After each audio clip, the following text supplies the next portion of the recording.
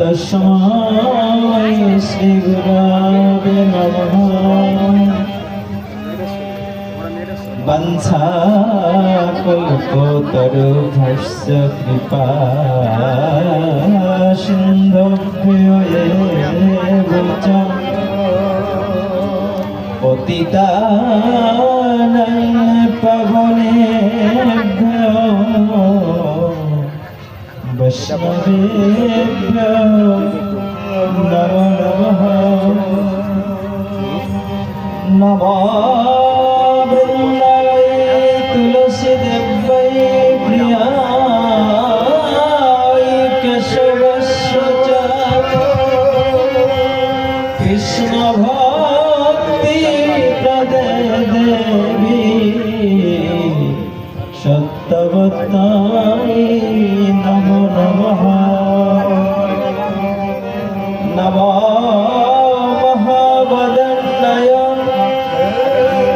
कृष्ण प्रदयते कृष्णाय कृष्ण चैतन्य नमिने रक्तिसे नमो नमः। पंचात्मकं कृष्णं भक्तरूपस्वरूपकं भक्तायावतारं भक्ताख्यं नमामि भक्तशक्तिकं। हे कृष्ण करुणा सिन्धु दीनबन्धु जगत्पते गोपेश गोपिका कान्त राधाकान्त नमस्ते। तप्त कंचन गौरांगी राधे वृंदावनेश्वरी वृषभानुसुते देवी प्रणमामि हरिप्रिये।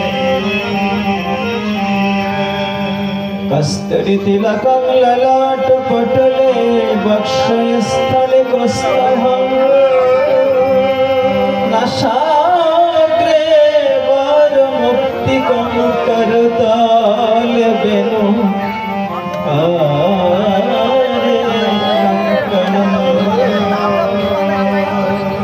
सर्वांगे हरिचन्दनं सुललितं कण्ठे च मुक्तावलिः गोपस्त्री परिवेष्टित विजयते गोपाल चूड़ामणिः। अस्ति शस्त्रनिकराग्र विगलात कल्प प्रशनप्लुतं वस्तो प्रस्तुत वेणुनाद लहरी निर्वाणं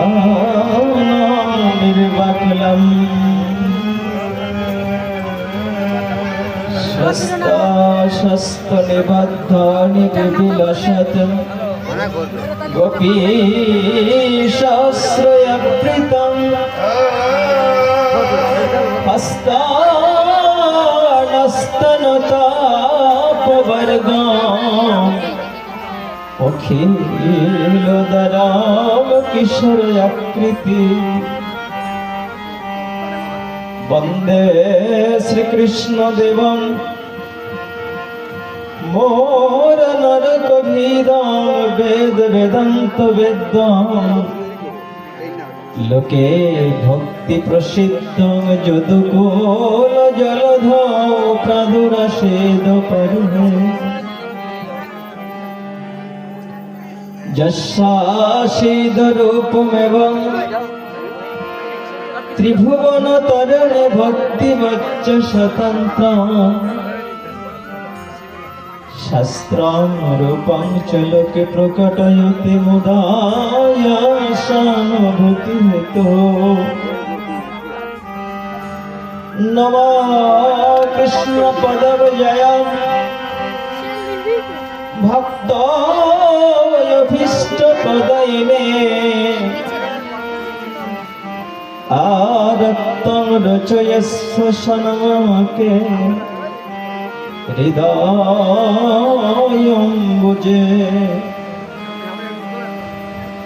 জয় রূপ সনাতন ভট্ট রঘুনাথ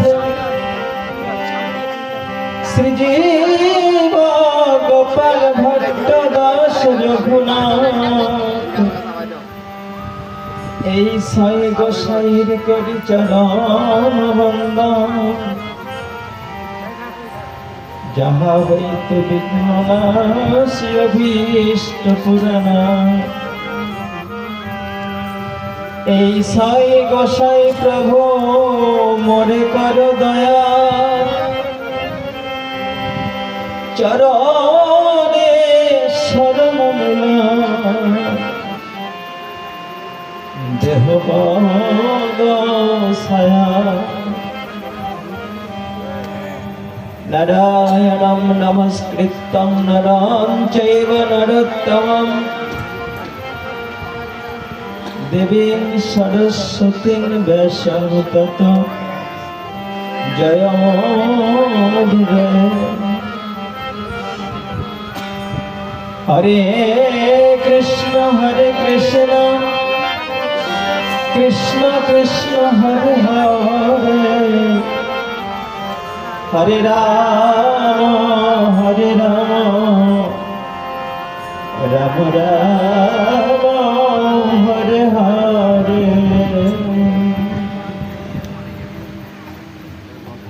ওম নমঃ ভগবতে বাসুদেবায়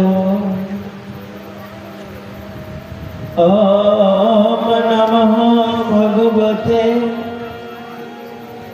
বাসুদেবায় ওম নমঃ ভগবতে বাসুদেবায়।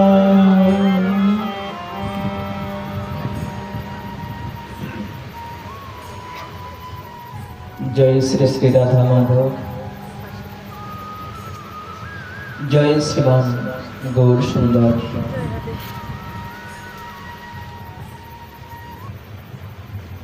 অত্র মহাযজ্ঞের এই পুণ্যভূমিতে শ্রী শ্রী মহানাম যজ্ঞের সমাপনান্তে অন্ধকার শুভ রজনীতে আয়োজিত সুমঙ্গল ভাগবতী অনুষ্ঠানে শ্রীমৎ ভাগবত কথার প্রারম্ভে আমার পরম আরাধ্য শ্রী গুরুদেব নিত্য লীলা প্রবিষ্ট ওম বিষ্ণুপাদ তপন দাস গোস্বামী প্রভুর রাতুল চরণ যুগলে আভূমি দণ্ডবত ভক্তি প্রণতি জ্ঞাপন করে প্রণাম জানাই। আপনারা যারা সাধুজন সুধীজন শ্রীমৎ ভাগবত কথামৃত পিপাসু পরম ভক্তবৃন্দ সমবেত হয়েছেন এই ভাগবতী আসরে, অখিল ব্রহ্মাণ্ড নায়ক পরম ঈশ্বর ভগবান শ্রী গোবিন্দের তথা শ্রীমান মহাপ্রভুর অপ্রাকৃত গুণকথা আস্বাদন মানুষে আপনাদের সকলের শ্রী চরণে জানাই আভূমি দণ্ডবত ভক্তি প্রণতি প্রণাম জানাই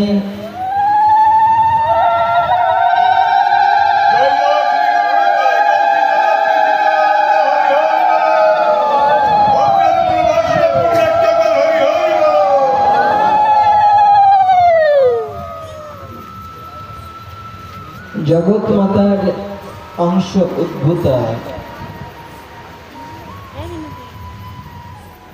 ভক্তিমতী মাতৃমণ্ডলীর শ্রীচরণে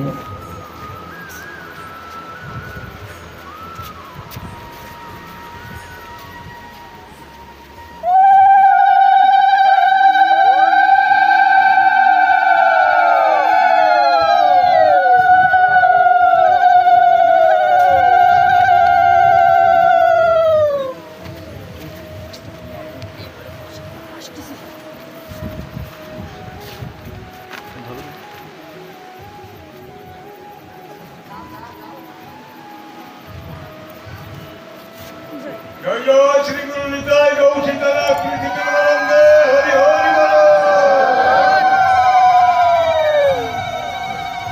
কৃপা করুন এই অধম দাস অনুদাসে বহু জন্মের সঞ্চিত পাপরাশিতে যে পাপিষ্ঠির জিহ্বা অবশ হয়ে আছে, কৃষ্ণ কথা কৃষ্ণ গুণগান কীর্তন করবার অযোগ্য হয়ে পড়েছে। জানি না এহেন পাপিষ্ঠের পাপ জিহ্বায়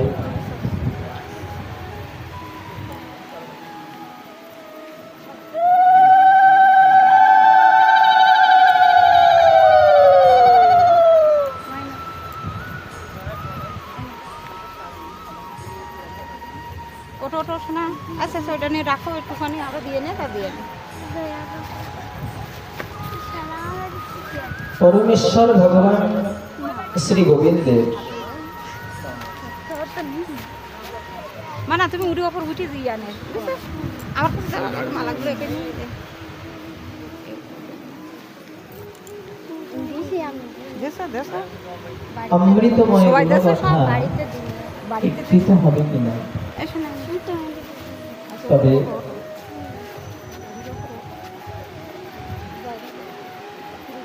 জয়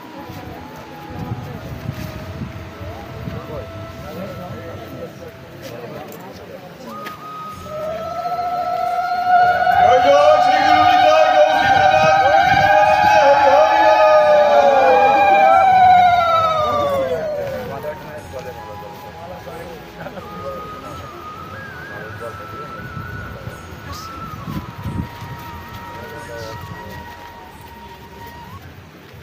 হরি এই ওখানে দাও ফোন তো দিবি, আরে এটার জন্য তো হাত ধরে এটা হ্যাঁ দুইটা না সবটা না দাও, তুই এই জিনিসগুলো চোখে দিবি, এত জন্য কেউ কালকেই নাম। জয় শ্রীরাম। ব্যবস্থা করে জানি না এহেন পাপিষ্ঠের পাপ জিহ্বায় পরমেশ্বর ভগবান শ্রী গোবিন্দের তথা শ্রীমান মহাপ্রভুর অমৃতময় গুণকথা কীর্তিত হবে কিনা। তবে মাদৃশ বিষয়ী কীট যাকে অহরহ বিষয় কুণ্ডের তীব্র দাবানলে দগ্ধীভূত হতে হয়, হয়তোবা কোন সৌভাগ্যের বলে এহেন সাধু সজ্জনের চরণ ধুলিতে অবগাহনের সুযোগ হয়েছে। তাই ভক্তের চরণ সান্নিধ্যে এসে ভক্তের চরণ ধুলিতে এই পাপ অঙ্গটাকে অভিষিক্ত করিয়ে যদি এই অস্পৃশ্য দেহটা ক্ষণিকের জন্য হলেও পবিত্র হতে পারে, তবে হয়তো এহেন পাপিষ্ঠের পাপ জিহ্বায় পরম ঈশ্বর ভগবান শ্রী গোবিন্দের অমৃতময় গুণকথা কিঞ্চিত কীর্তিত হতে পারে। কৃপা করুন এই অধম দাস অনুদাসী।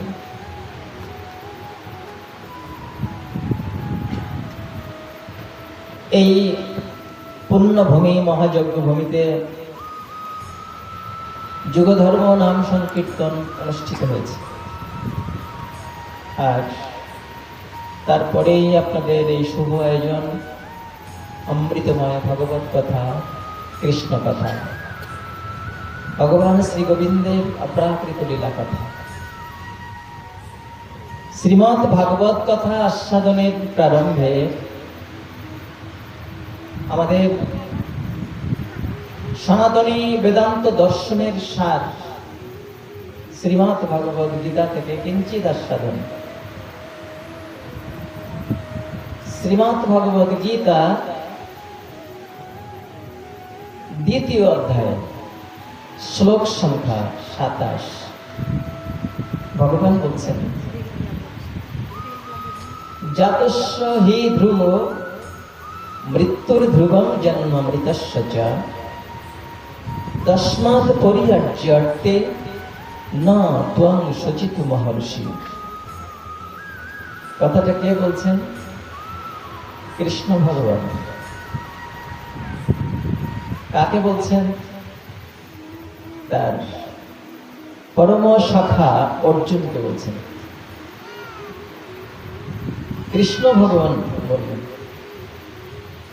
ভগবান তো ভগবানই, আবার কৃষ্ণ ভগবান বললাম কেন?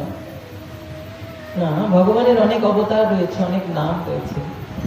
মৎস্য ভগবান, কুর্ম ভগবান, বরাহ ভগবান, নৃসিংহ ভগবান, বামন ভগবান, শ্রী রামচন্দ্র ভগবান, বুদ্ধ ভগবান, এরকম আছে। কিন্তু কৃষ্ণ ভগবানের কথাটা কেন বললাম? শ্রীমৎ ভাগবত বলছে, এতে যা অংশ কলা বংশ কৃষ্ণস্তু ভগবান স্বয়ং ইন্দ্রারি ব্যাকুলং লোকং মেড়য়ন্তি যুগে যুগে। কৃষ্ণই হলেন স্বয়ং ভগবান। এছাড়া আর যত ভগবান রয়েছেন, আর যত অবতার রয়েছেন, দুষ্টের দমনকারী ভগবান আছে, শিষ্টের পালনকারী ভগবান রয়েছে, অসুর নিধনকারী ভগবান রয়েছে, ধর্ম সংস্থাপনকারী যত ভগবান রয়েছে, সমস্ত ভগবান কেহ কৃষ্ণের অংশ আর কেহ কৃষ্ণের কলা। কলা মানে হচ্ছে অংশেরও অংশ। কথাটা শ্রীমৎ ভাগবত বলছে। কৃষ্ণই হলেন কেবলমাত্র স্বয়ং ভগবান, যার থেকে অন্য সমস্ত ভগবান উদ্ভূত হয়েছেন। এবং ব্রহ্ম সংহিতায় পঞ্চম অধ্যায়ের শ্লোক সংখ্যা 1 বলছেন, ঈশ্বর পরম কৃষ্ণ সচ্চিদানন্দ বিগ্রহ অনাদির আদির গোবিন্দ সর্বকারণ কারণম। পরম ঈশ্বর হলেন কৃষ্ণ। তিনি সৎ, তিনি চিন্ময় আনন্দময় বিগ্রহ, তিনি অনাদির আদি। যেদিন কেউ ছিল না সেদিন তিনি ছিলেন। আবার যেদিন সব ধ্বংস হয়ে যাবে সেদিনও তিনি থাকবেন। এই কথাটা আবার ভাগবতের মধ্যেও বলা হয়েছে। ভাগবতের দ্বিতীয় স্কন্ধে চতুশ্লোকী ভাগবতের মধ্যে বলা হয়েছে, অহমেবাগ্রে নান্যদ যথা সদ অসদ পরম পশ্চাদ অহম যদি তচ্চ জুহাবশিষ্যতে সুহস্মহম।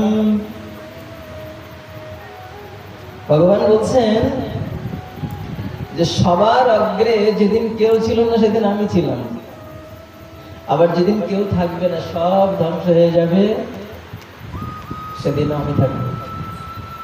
এই ভগবান হচ্ছেন অনাদির আদি ভগবান শ্রীকৃষ্ণ। তিনি পূর্ণতম।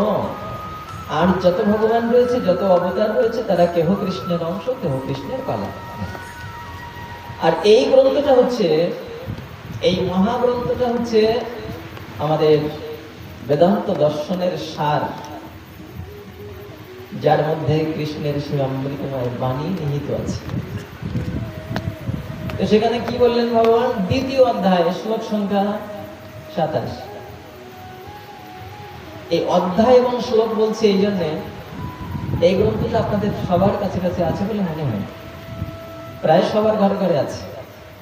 সবার ঘরে ভাগবত না থাকতে পারে, রামায়ণ মহাভারত না থাকতে পারে, 18খানা পুরাণ না থাকতে পারে, কিন্তু একখানা গ্রন্থ অন্তত আমরা প্রায় সবাই খুব সমাদরে রেখে দেই ঘরে, পড়তে পারি না পারি, পড়ার সময় হোক আর না হোক ঘরে থাকে। এই গ্রন্থটার মধ্যে আপনি নিজে দেখতে পারবেন, যখন দেখবেন তখন আপনার বিশ্বাসটা দৃঢ় হবে, আর যখন বিশ্বাস দৃঢ় হবে তখন মেনে চলার মতো মন তৈরি হবে, মেনে চলতে অনুপ্রেরণা জাগবে। নিজে জানবেন, মেনে চলতে চেষ্টা করবেন, আরো 5 জন যাতে জানে এবং মানতে চেষ্টা করে, সেজন্য আপনি অনুপ্রেরণা যোগাবেন। এই জন্য শোনার সাথে সাথে দেখার একটা প্রয়োজনীয়তাও আছে। যখন স্কুলে পড়তাম না, তখন স্যার একটা বিষয় পড়াতেন, বোঝাতেন, আবার সেটা বাড়ি গিয়ে দেখতে বলতেন, এটা বাড়িতে গিয়ে ভালো করে দেখো, তুমি নিজে উপলব্ধি করো, এখন তো কেবল আমি বুঝালাম। ঠিক এইরকমই বিষয়, গীতা থেকে একটা কথা বলছি বা ভাগবত থেকে একটা কথা বলছি, আপনি শুনলেন, ওই শোনা বিষয়টা সংশয় থাকতে পারে মনের মধ্যে, কি জানি এক এক সাধু এক এক রকম করে বলে, এক এক সাধু এক এক রকম কথা বলে, কোনটা মানবো কোনটা না মানবো সংশয় আসতে পারে। কিন্তু এখানে যেটা শুনলেন, সেই বিষয়টা যদি দেখবার কৌতূহল আপনার থাকে, আপনি বাড়ি গিয়ে যদি সেই গ্রন্থের মধ্যে ওটা দেখেন নিজে চোখে, তাহলে বিশ্বাসটা দিলে হবে। আপনি নিজে দৃঢ়তার সাথে বলতে পারবেন যে এই কথাটা গীতার মধ্যে আছে, আমি নিজে দেখেছি, তখন মেনে চলার মন তৈরি হবে। এই জন্য অধ্যায় বা শ্লোক সংখ্যাগুলো বলতে চেষ্টা করি আমরা মাঝে মাঝে। দ্বিতীয় অধ্যায় শ্লোক সংখ্যা 27 ভগবান যে কথাটা বললেন যে জাতস্য হি ধ্রুব মৃত্যুর ধ্রুবং জন্মমৃতস্য চ, যার জন্ম হয়েছে তার একদিন অবশ্যই মৃত্যু হবে। শুধু মৃত্যু হবে না, অবশ্যই তাকে মরতে হবে। আর যার মৃত্যু হয়েছে সে কি বেঁচে যাবে? আমরা বলি কিন্তু মাঝে মাঝে, যার সহ্য হয় না বাবা মরণ হলে বেঁচে যাবে, তাহলে কথাটা ঠিক বলি না।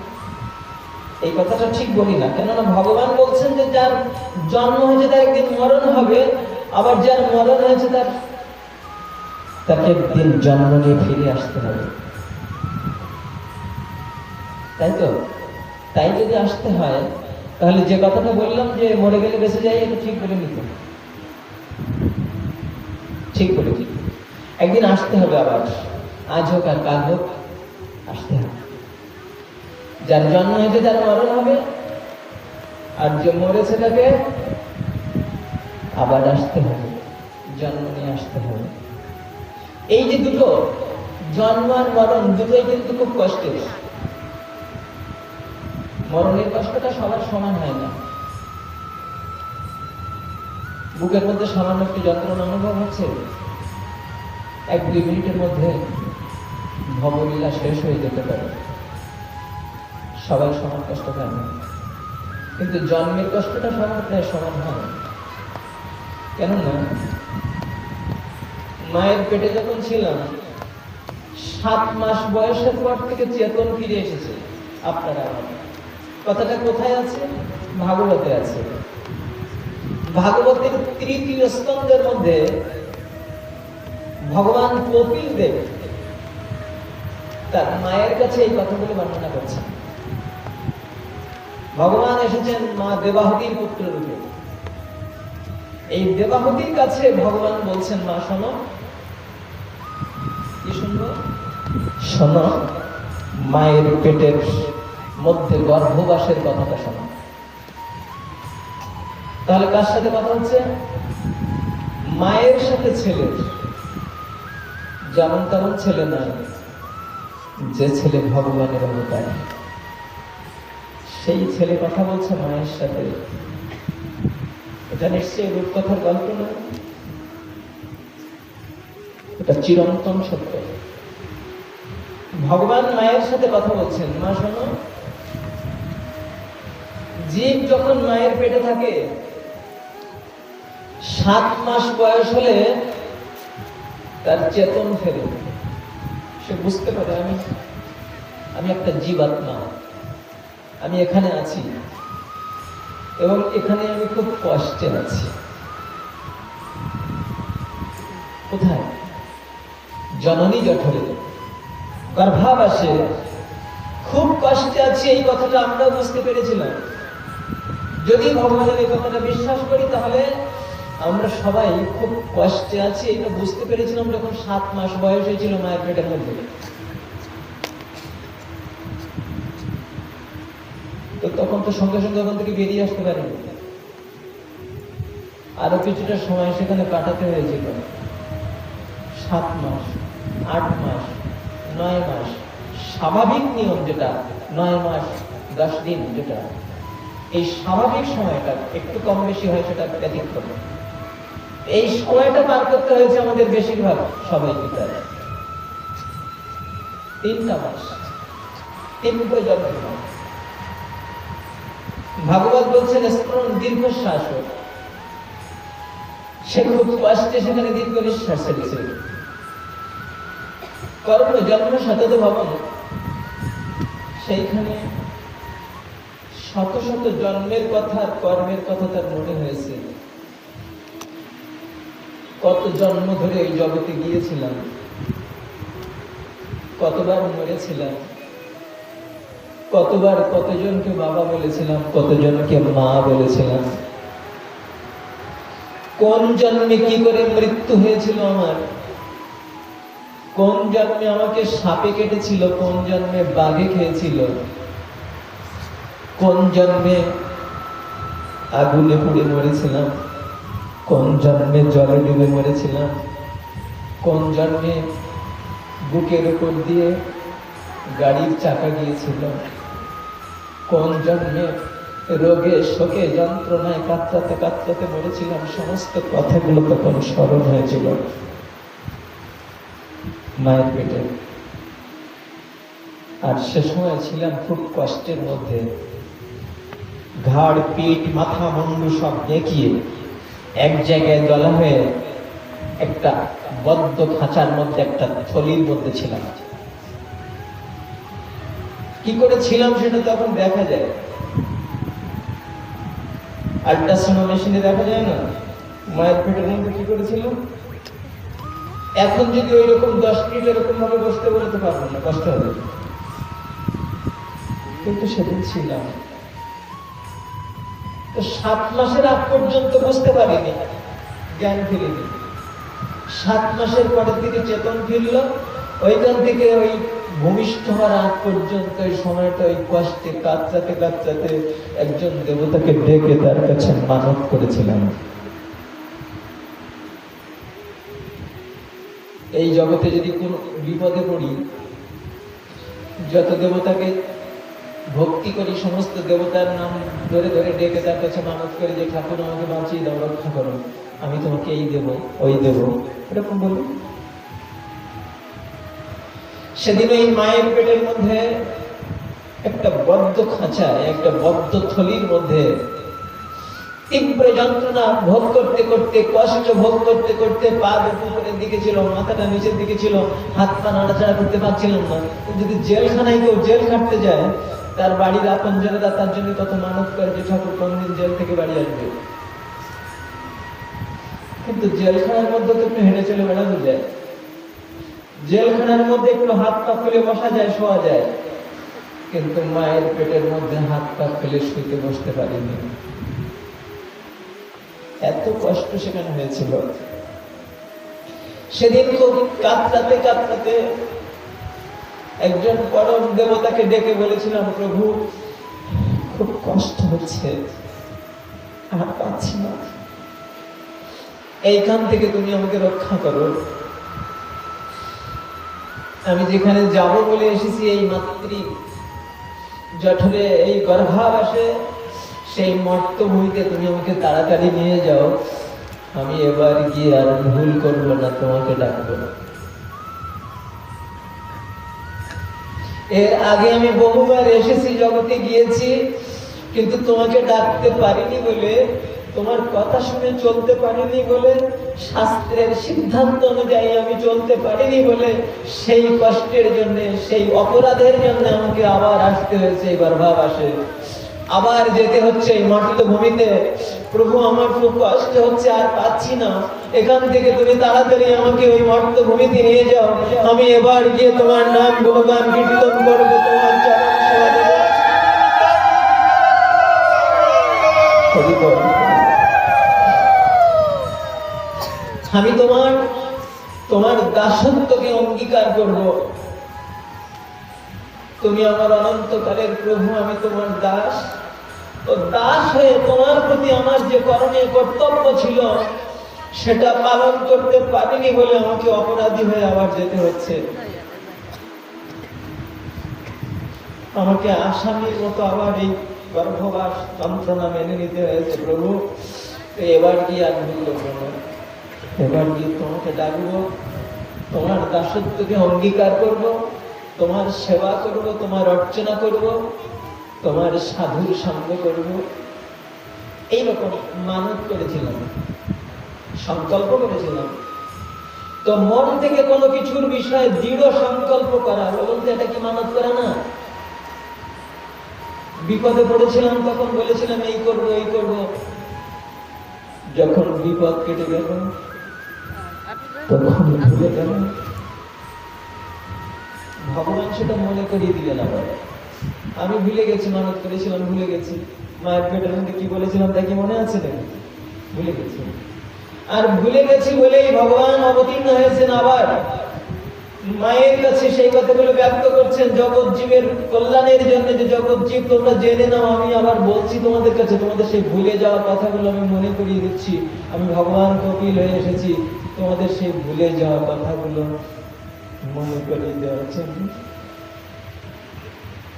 ওই কষ্টটা তোমাকে ভোগ করতে পেরেছে কিন্তু এখনো যদি তোমার ওই মানত করা শর্তটা তুমি মেনে না চলো, যেটা অঙ্গীকার করেছিলে সেই প্রতিশ্রুতি যদি তুমি রক্ষা না করো, তোমাকে আবার যাতায়াত করতে হবে, ওই গর্ভকার যন্ত্রণা তোমাকে আবার ভোগ করতে হবে।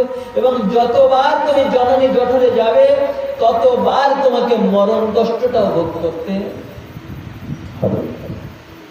জন্ম যতবার হবে ততবার মরণের যন্ত্রণা ভোগ করতে হবে। কেননা মৃত্যুর স্বাদ না নিয়ে তো এই জগৎ ছেড়ে কেউ যেতে পারে না। মৃত্যুর স্বাদ সবাইকে একদিন নিতেই হবে। এই যে জন্ম নেওয়াটাও কষ্ট, কত সুন্দর ভাবে বর্ণনা করছেন যে ওইভাবে তো 7 মাস বয়সের পর থেকে সময় কাটতে লাগলো। যতদিন যায় কষ্ট আরো বাড়ে। প্রথমে ছোট ছিলাম, পরপর মায়ের গর্ভের মধ্যে আরো বড় হতে লাগলো দেহটা, সংকীর্ণ জায়গার মধ্যে ঠাঁটাঠাঁটি করে থাকতে হলো। তারপরে যখন মায়ের প্রসব বেদনা শুরু হলো, জরায়ুর সংকীর্ণ পথ ধরে নিচের দিকে নেমে আসছিলাম। ভাগবতে বলছেন যে ঠিক সেই সময় এত যন্ত্রণা অনুভব হয়েছিল, গায়ের চামড়া যদি উল্টো দিক থেকে ছাড়িয়ে নেওয়া হয় তাহলে যেমন যন্ত্রণা হয় ঠিক ওই সময় এইরকম যন্ত্রণা হয়েছিল। আমি জ্ঞান হারিয়ে ফেলেছিলাম ওই যন্ত্রণার কারণে। ভগবান বলছেন যে জ্ঞান হারিয়ে ফেলেছিলাম সেদিন এই যন্ত্রণার কাতরে। কোমল অঙ্গটা ছিল আর ওই জরায়ুর সংকীর্ণ পথ ধরে যখন নিচের দিকে নেমে আসছিলাম মায়ের প্রসব বেদনার চাপে, ও সিজারে আসুক আর যেভাবে আসুক না কেন, এই জরায়ু পথ ধরে তো তাকে নিচে নামতে হচ্ছে। বলছেন এই সংকীর্ণ পথ ধরে যখন নিচে নামতে হয়েছিল তখন এত যন্ত্রণা হয়েছিল, গায়ের চামড়া উল্টো দিক থেকে যদি ছাড়িয়ে নেওয়া হয় তাহলে যেমন যন্ত্রণা হয় এইরকম তীব্র যন্ত্রণা হয়েছিল। বলছেন শত শত সুস যদি আগুনে গরম করে গায়ে ফুটিয়ে দেওয়া হয় তাহলে যেমন যন্ত্রণা হয় ওইরকম তীব্র যন্ত্রণা হয়েছিল। ভগবান কপিল দেব মায়ের কাছে বলছেন এই কথাগুলো। তাহলে ওই জন্মের কষ্ট সবাইকে ভোগ করতে হয়েছে। যে দেহ নিয়ে আসি, মানুষ হয়ে আসি, আর নিকৃষ্ট জীবজন্তুর দেহ নিয়ে আসি, জন্মের কষ্টটা সবাইকে ভোগ করতে হয়েছে। আবার যেদিন চলে যাব সেদিন একটা কষ্টের দিন সামনে আছে, সেটা কখন আসবে কেউ জানে না। তাহলে বলুন তো, সেই মানত করা প্রতিশ্রুতি ভুলে গেছি, তাহলে মানত করে যদি শোধ না করি তাহলে ওই দেবতার কোপে আবার করতে হবে। আপনাকে আমাকে যদি আমার প্রতিশ্রুতি রক্ষা না করি তাহলে ওই কষ্ট আবার ভোগ করতে হবে, একবার না বারবার, অসংখ্যবার। সেই কথাটা ভগবান এখানে বললেন। দ্বিতীয় অধ্যায় শ্লোক সংখ্যা 27, যে যার জন্ম হয়েছে তার মৃত্যু হবে, আর যার মরণ হয়েছে তাকে আবার জন্ম নিয়ে আসতে হবে। অর্থাৎ কষ্টের হাত থেকে রেহাই নেই। যে কথাটা চৈতন্য চরিতামৃতের মধ্যে এইভাবে বললেন, প্রভু স্বর্গে উঠায় প্রভু নরকে ডুবায়, দণ্ড জনে রাজা যেন নদীতে চুবায়। কখনো স্বর্গে তুলবে, আবার কখনো নরকে নিয়ে যাবে। স্বর্গে কারা যাবে? আপনাদের মতো সাধুজন যারা, তারা স্বর্গে যাবে। ভালো কাজ করলে স্বর্গে যাওয়া যাবে। হ্যাঁ, আমরা একটা কবিতা পড়েছিলাম, কোথায় স্বর্গ কোথায় নরক, কে বলে তা বহুদূর, মানুষেরই মাঝে স্বর্গ নরক, মানুষের সুরাসুর। হ্যাঁ, কথাটা একেবারে অহিত নয়, কিন্তু মৃত্যুর পরকালে পরকাল বলে একটা বিষয় রয়েছে, যেটা কিন্তু অস্বীকার করার উপায় নেই। সেটা ভাগবতের 3য় স্কন্ধের মধ্যে ভগবান কপিল দেব তার মায়ের কাছে বলছেন যে মা, এক ধরনের মানুষ মনে করে যে মৃত্যুর পরকালে কিছু হবে না, ও ভালো মন্দ সবকিছু এখানে ভোগ করে যেতে হবে, স্বর্গ নরক সব এখানে। সেটা ভগবান বলে দিয়েছেন ভাগবতে, যে এক ধরনের মানুষ মনে করে যে ভালো করলাম কি মন্দ করলাম সবকিছু এখানেই দেখিয়ে যেতে হবে। হ্যাঁ, কিন্তু পরকাল বলে একটা বিষয় শাস্ত্রে কিন্তু স্বীকার করেছে, সেটাকে অস্বীকার করার উপায় নেই। হ্যাঁ, আমাদের ইষ্ট অনিষ্ট মিশ্রিত কর্ম রয়েছে, পাপ পুণ্য মিশ্রিত কর্ম রয়েছে। শুধুমাত্র পাপের জন্য তার নরকে যেতে হবে, নিরবিচ্ছিন্ন পুণ্যের জন্য স্বর্গে যাওয়া যাবে। আর যেখানে পাপ পুণ্যের সংমিশ্রণ রয়েছে এই ধরনের যে কর্মগুলোর, তার জন্য আবার তাকে সংসারে ফিরে আসতে হবে। এই মিশ্রিত কর্মের জন্য সংসারে এসে তাকে কর্মফল ভোগ করতে হবে, এখানে পরীক্ষা দিতে হবে, এভাবে শাস্ত্রে বর্ণনা আছে। তাহলে স্বর্গে যাই আর নরকে যাই, দণ্ড জনে রাজা যেন নদীতে চুবায়। দণ্ডজন শব্দের অর্থ হচ্ছে আসামি। আসামিকে যেমন তখনকার দিনে নদীতে নাকানি চোখানি খাওয়ানো হতো, ঠিক আমাকে আমার কৃত কর্মের জন্য কখনো স্বর্গে তুলবে, কখনো নরকে নিয়ে যাবে, কখনো পাতালে, কখনো ভূতলে, কখনোই জগৎ সংসারে, এইভাবে বারবার আমাকে ঘুরতে হবে। আর ওই আসামির খাতা থেকে নামটা কাটবে না, আমার নামটা আসামির খাতায় থেকে যাবে। এখানে ভগবান বলছেন। তাহলে এটা নিশ্চিত সবাই আবার আসবো, মরণের পরে আবার আসবো, কিন্তু না, এই কথাটা সবার জন্য না, সবাই আসবে না। কেন? যা ভগবান বলেছেন সে তো সবার জন্যে। ভগবান কি আবার পক্ষপাতিত্ব করে বলেছেন নাকি? কিছু না, তা বলেননি। ভগবান যা কথা বলেছেন তা সার্বজনীন, সবার জন্য। কিন্তু এখানে বলছেন যে যার জন্ম হয়েছে তার মৃত্যু হবে, আবার যার মৃত্যু হয়েছে তার জন্ম হবে, এই কথাটা সবার জন্য না। কাদের জন্য? তার উত্তরটা দিচ্ছেন 8ম অধ্যায়ে শ্লোক সংখ্যা 16। 8ম অধ্যায় শ্লোক সংখ্যা তার দ্বিগুণ, দ্বিগুণ বলতে 8-এর দ্বিগুণ 16। সেই জন্য মনে রাখার সুবিধার্থে এইভাবে বললাম। আপনি দেখবেন আপনার ঘরে যে গীতা আছে, গীতা 8ম অধ্যায় শ্লোক সংখ্যা 16, সেখানে ভগবান বলছেন যে কারা ফিরে আসবে আর কারা আসবে না মরণের পরে। ব্রহ্মা ভুবনল্লোকা পুনরাবর্তি নহর্জুন মামুপেত্যতু কৌন্তেয় পুনর্জন্ম ন বিদ্যতে। অর্জুন শোনো, এখান থেকে শুরু করে, কোথা থেকে? এখান থেকে বলতে এই ভূলোক থেকে শুরু করে, ভগবানের সাথে অর্জুনের কথা হচ্ছে ভূলোকে দাঁড়িয়ে, অর্থাৎ কুরুক্ষেত্রে দাঁড়িয়ে কথা হচ্ছে। বলছেন এখান থেকে শুরু করে ব্রহ্মলোক পর্যন্ত, অর্থাৎ এই ব্রহ্মাণ্ডের সর্বোচ্চ সীমানা ব্রহ্মলোক। এখান থেকে শুরু করে ব্রহ্মলোক পর্যন্ত যত প্রকারের জীব রয়েছে সবাইকে মৃত্যুর পরে আবার ফিরে আসতে হবে জন্ম নিয়ে। তবে একদল আসবে না, কারা? ওই শ্লোকে বলছেন দ্বিতীয় লাইনে, অষ্টম অধ্যায় শ্লোক সংখ্যা 16, ভগবান বলছেন মামুপেত্যতু কৌন্তেয় পুনর্জন্ম ন বিদ্যতে। যারা আমাকে পাবে তাদের আর পুনর্জন্ম হবে না। প্রেম সে বলুন রাধে।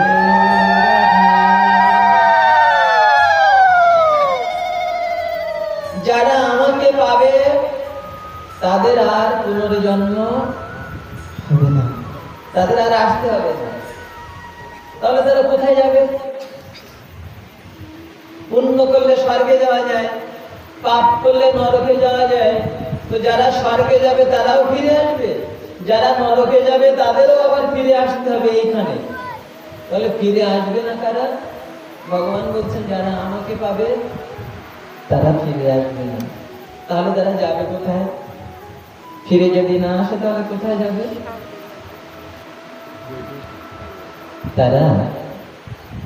তারা বিদেশ থেকে দেশের বাড়ি চলে যাবে। তারা বিদেশ থেকে দেশের বাড়ি চলে যাবে, আর আসবে না এই বিদেশে। কোন বিদেশে? এই সংসার নামক বিদেশে। আমরা সবাই সংসার নামক বিদেশে আছি, এই ত্রিতাপ জ্বালার জগতে আছি, এই মায়া ধামের মধ্যে আছি, এই জেলখানার মধ্যে আছি। এখানে দুঃখম আলয়ম শাশ্বতম। গীতার অষ্টম অধ্যায়ে এই মাত্র যে শ্লোকটা বললাম, কত নম্বর বললাম? 16, 8-এর দ্বিগুণ 16। ঠিক তার আগেই ভগবান বলে দিচ্ছেন 15 নম্বর শ্লোকে ভগবান বলছেন যে দুঃখম আলয়ম শাশ্বতম। এই জগৎটা প্রতিনিয়তই দুঃখের জায়গা। এই জগৎটা প্রতিনিয়ত দুঃখের জায়গা। এর ভাঁজে ভাঁজে দুঃখ লুকানো। এর মধ্যে আমরা সুখী হতে চেষ্টা করছি, এটাই আমাদের মোহ, এটাই আমাদের মায়া। বলে যার ভাঁজে ভাঁজে দুঃখ লুকানো, দুঃখ বুঝে দেওয়া রয়েছে, তার মধ্যে তুমি নিরবিচ্ছিন্ন সুখ পাবে না গো। যেটুকু সময় দুঃখ কমে যাবে ওইটুকু সময়কে তুমি সুখের মনে করবে। আবার পরে তোমার দুঃখ আসবে, তুমি প্রস্তুত থেকো। কিছুদিন সুখ পেলে না, ওর পিছনে কিন্তু দুঃখ উঁকি দিচ্ছে। ওর পিছনে তোমার দুঃখ রয়েছে, ওর পিছনে যন্ত্রণা রয়েছে, ওর পিছনে আঘাত রয়েছে। এই জগৎটাই ওই দুঃখ দিয়ে আর আঘাত দিয়ে সাজানো। সেটা ভগবান বলেছেন যে দুঃখম আলয়ম শাশ্বতম। এই জগৎটা প্রতিনিয়ত দুঃখের জায়গা। তো ভগবান বলে দিয়েছেন দুঃখের জায়গা, তার মধ্যে আমি সুখ খুঁজতে চেষ্টা করছি মরিয়া হয়ে। জন্মের পর থেকে মরণের পূর্ব পর্যন্ত শুধু সুখের পিছনে ছুটলাম। ভগবানই তো বলে দিয়েছেন যে তুমি নিরবিচ্ছিন্ন সুখ এখানে পাবে না গো। এটা নিরবিচ্ছিন্ন সুখের জায়গা নয়, এটা অনিত্য জগৎ, এটা বিদেশ। এই বিদেশে তুমি চিরস্থায়ী সুখ পাবে না। চিরস্থায়ী সুখ যদি পেতে চাও তাহলে চিরদিনের ঠিকানার বাড়ি ওই দেশে যাওয়া, প্রাপ্ত জগতে আমার চরণে ফিরে আসবে। সেই দিন তুমি চির আনন্দের জগতে। হরি বল, হরি বল।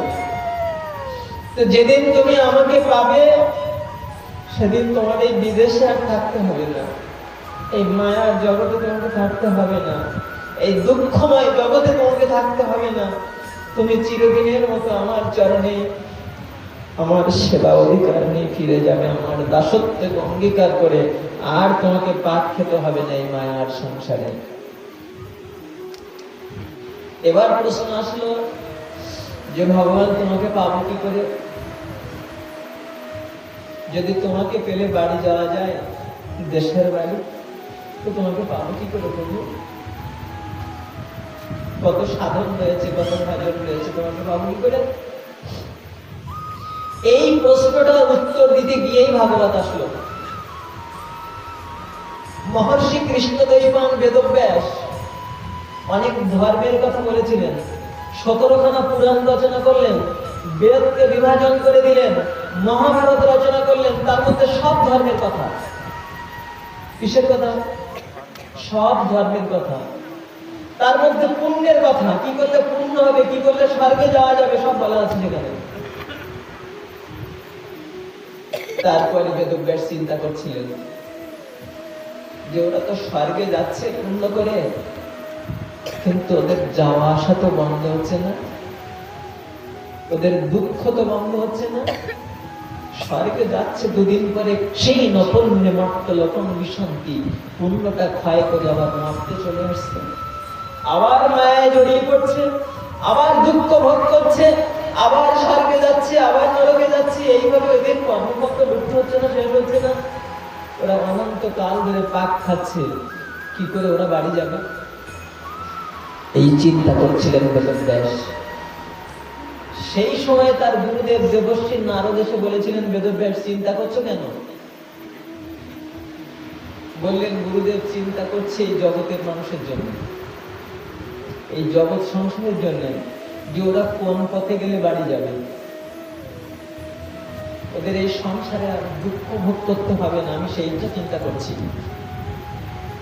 আমি তো অনেক ধর্মের কথা বলেছি, এত শাস্ত্র রচনা করেছি, বেদকে 4টা ভাগ করে দিয়েছি, 17খানা পুরাণ রচনা করেছি, মহাভারত রচনা করেছি, সমস্ত ধর্মের কথা দিয়ে সাজানো সমস্ত শাস্ত্রগুলো, কিন্তু ওরা বাড়ি যেতে পারছে না। তো চিন্তা করছি কি করে বাড়ি যাবে। তখন দেবশ্রী নারদ বললেন, ততঃ অন্যতয় অকিঞ্চনমদ বিবক্ষত পৃথক দৃশ্যস্তৎকৃত রূপ নামভি না কৈর্চিৎ কাপি চ দুস্থিতমতির্লভত বাতাহত নৌরিবস্পদম। দেবশ্রী নারদ বললেন, বেদব্যাস চিন্তা করে লাভ নেই, কাজ করো। কি কাজ করবো? বললেন, যে কথা বললে জীব বাড়ি যেতে পারবে সেই কথা বলবে, যে কথা বললে বাড়ির ঠিকানা খুঁজে পাবে সেই কথা বলো। কোন কথা? বলছেন কৃষ্ণ কথা বলো। তুমি অনেক শাস্ত্র রচনা করেছো, তার মধ্যে অনেক ধর্মের কথা বলেছো, কিন্তু ধর্ম করে তারা স্বর্গে যেতে পারে, কিন্তু বাড়ি যেতে পারে না। বেদব্যাস বলো না সেই কথা, যে কথা বললে জীব বাড়ি যেতে পারবে চিরদিনের মতো গোবিন্দ চরণে, সেই কথা বলো। যারা ভগবানকে ভালোবেসেছে, যারা ভগবানকে পেয়েছে, যারা, তারা কি করে পেয়েছে সেই কথাগুলোর মধ্যে বলে দাও যে কি করে পেয়েছে তারা। যেটা ব্রজ প্রেম, যেটা গোপী প্রেম, যেটা বৃন্দাবনের ভালোবাসা, সেই কথাগুলো বলো না বেদব্যাস। যতক্ষণ ওই কথা না বলবে ততক্ষণ কি হবে জানো, ওরা ধর্ম করে স্বর্গে যেতে পারবে, কিন্তু দুঃখ যাবে না ওদের, ওরা বাড়ি যেতে পারবে না, আবার মায়ার সংসারে এসে জন্ম মৃত্যুর চাকায় আবার পাক খেতে হবে। তাই ভালো চাও তো কৃষ্ণ কথা বলো। তাই বেদব্যাস সর্বশেষ উপহার দিলেন অমল পুরাণ শ্রীমৎ ভাগবতম, যার মধ্যে কৃষ্ণ কথা বললেন। শুধু বললেন না, যারা ভগবান পেয়েছেন তারা কোন সাধনা করে পেয়েছেন সেই সাধনার কথাগুলো বললেন। কি করে ভগবানকে ভালোবাসা যায় সেই ভালোবাসার কথাগুলো বললেন। কি করে ভগবানকে ভালোবেসে তারা প্রেমানন্দ লাভ করেছে, সেই কথাগুলো তার মধ্যে সাজিয়ে গুছিয়ে ব্যক্ত করলেন, যেটা অমল পুরাণ শ্রীমৎ ভাগবত। গীতার 9ম অধ্যায়ে শ্লোক সংখ্যা 25 ভগবান একটা কথা বলছেন, খুব মনোযোগ দিয়ে শুনবেন। অনেক প্রকারের ধর্ম কিন্তু আমরা করছি, সারা জীবন অনেক ধর্ম করছি, অনেক পূজা পার্বণ নিয়ে সময় কাটাচ্ছি, কিন্তু পরিণামটা কি? এখান থেকে বলি, 9ম অধ্যায় শ্লোক সংখ্যা 25 ভগবান বলছেন, यन्ति देवव्रत देवन् पितृनि यन्ति पितृव्रता भूतनि यन्ति भूतेज्ज मद्याजिनः पिमम्। ভগবান বলছেন, অর্জুন শোনো, যারা দেব পূজা করে তারা দেবলোকে যায়, যারা বিভিন্ন দেবতার পূজা করে তারা কোথায় যাবে? দেবলোকে যাবে। আপনারা বলবেন না তো গোপাল বলেছে?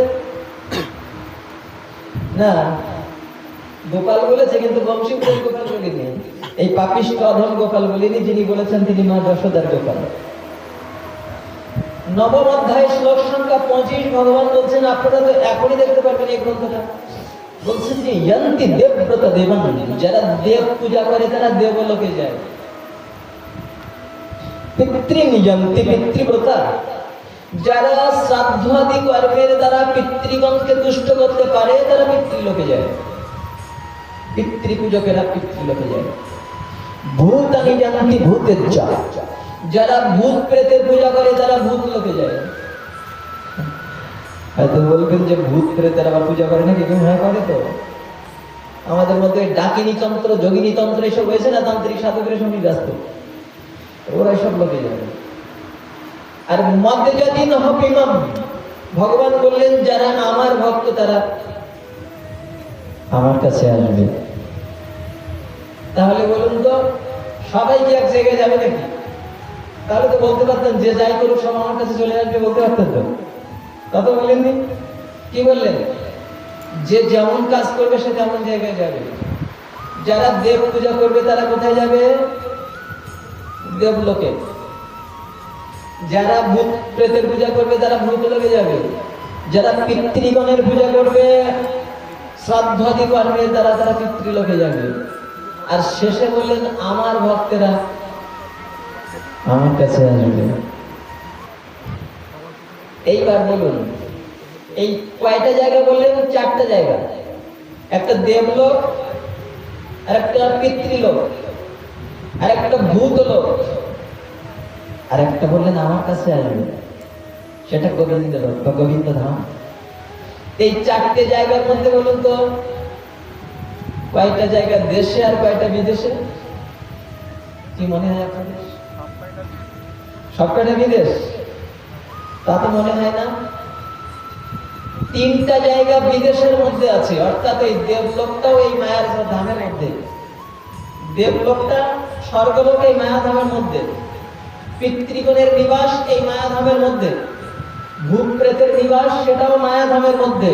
কেবলমাত্র আমার ভক্তরা আমার কাছে আসবে, এই গোবিন্দ ধামটাই কেবল চিন্ময় অতীত প্রাপ্ত জগৎ ভগবান শ্রী গোবিন্দ। এইটা বিরজার পরপারে। এইখানে যেতে গেলে একেবারে ওই বর্ডার লাইন পার হয়ে না হলে যাওয়া যাবে না, বিরজা অতিক্রম করে যেতে হয়। এই জায়গাটা যেতে গেলে গোবিন্দ চরণে, যারা গোবিন্দ চরণে যাবে একবার তারা ফিরে আসবে না, সেটা তো আগেই বলে দিয়েছেন যে যারা আমার কাছে আসবে তারা ফিরে আসবে না। অন্য কোনো জায়গায় কিন্তু এই কথা বলেনি যে আমার কাছে আসলে ফিরে আসবে না, এটা বলেনি। আরেকটা কথা বলেছেন ভগবান খুব নিশ্চয়তা দিয়ে, যে কথা কোনো ভগবান বলেননি, কোনো সাধু বলেননি, কোনো শাস্ত্রে উল্লেখ করেনি, কোনো একটা কথা এই গীতার মধ্যে সেটা আছে। 66 অধ্যায়, 18 অধ্যায় শ্লোক সংখ্যা 66। কত অধ্যায় বললাম? শেষ অধ্যায় মানে 18 অধ্যায়। গীতায় তো 18টা অধ্যায় আছে, শেষ অধ্যায় 18 অধ্যায় শ্লোক সংখ্যা 66। একটা কথা বলেছেন ভগবান, যে কথাটা জগতে আর কোনো ভগবান বলেনি, কোনো সাধু বলেনি, কোনো মুনি বলেনি, কোনো ঋষি বলেনি, কোন যোগী, কোন তপস্বী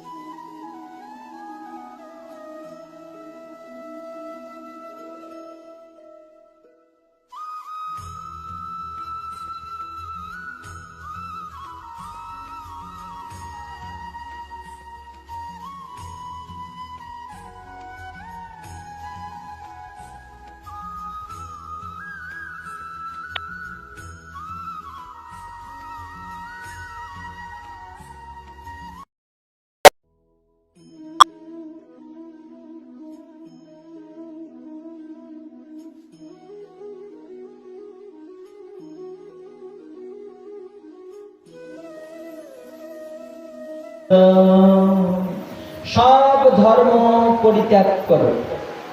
ভগবান বলছে, এই কথা তো কেউ বলেনি, কোন সাধু বলেনি ধর্ম পরিত্যাগ করো, কোন মুনি ঋষি বলেনি, কোন শাস্ত্র বলেনি, 4খানা বেদ 18খানা পুরাণ কোন জায়গায় বলেনি যে ধর্ম ছেড়ে দাও। তাও আবার সব ধর্ম বলে সব ধর্ম ছাড়ো, কেউ বলেনি। কৃষ্ণ ভগবান বললেন সব ধর্ম পরিত্যাগ করো। হায় হায়, সারা জীবন ধরে ধর্মের কথা শুনলাম, আর তুমি ভগবান বলছো যে সব ধর্ম পরিত্যাগ করো। করে কি করবো তাহলে? অধর্ম করবো বলে না, অধর্ম করলে নরকে যেতে হবে। তাহলে কি করব? মম একং শরণং ব্রজ, একমাত্র আমার চরণে শরণ নাও। নিলে কি হবে? বলে অহং ত্বং সর্ব পাপেভ্যো মোক্ষয়িষ্যামি মা শুচ। আমি কথা দিচ্ছি তোমাকে সমস্ত পাপ থেকে আমি মুক্ত করব, আমি তোমাকে রক্ষা করব। প্রেম চে বলুন রাধে রাধে। এই নিশ্চয়তা দিয়ে এত বড় গ্যারান্টি আর কেউ দেননি, যেটা কৃষ্ণ ভগবান দিলেন। বলে সব ছেড়ে দাও, আর কিছু করতে হবে না, আমার শরণ নাও।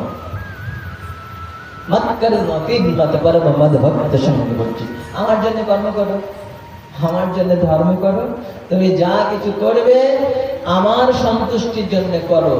যদি অন্য পথে গিয়েছো বা অন্য দিকে গিয়েছো, তাহলে অন্য জায়গায় যাবে, স্বর্গে যাবে, ব্রহ্মলোকে যাবে, অনেক জায়গায় যেতে পারো, কিন্তু বাড়ি যেতে পারবে না।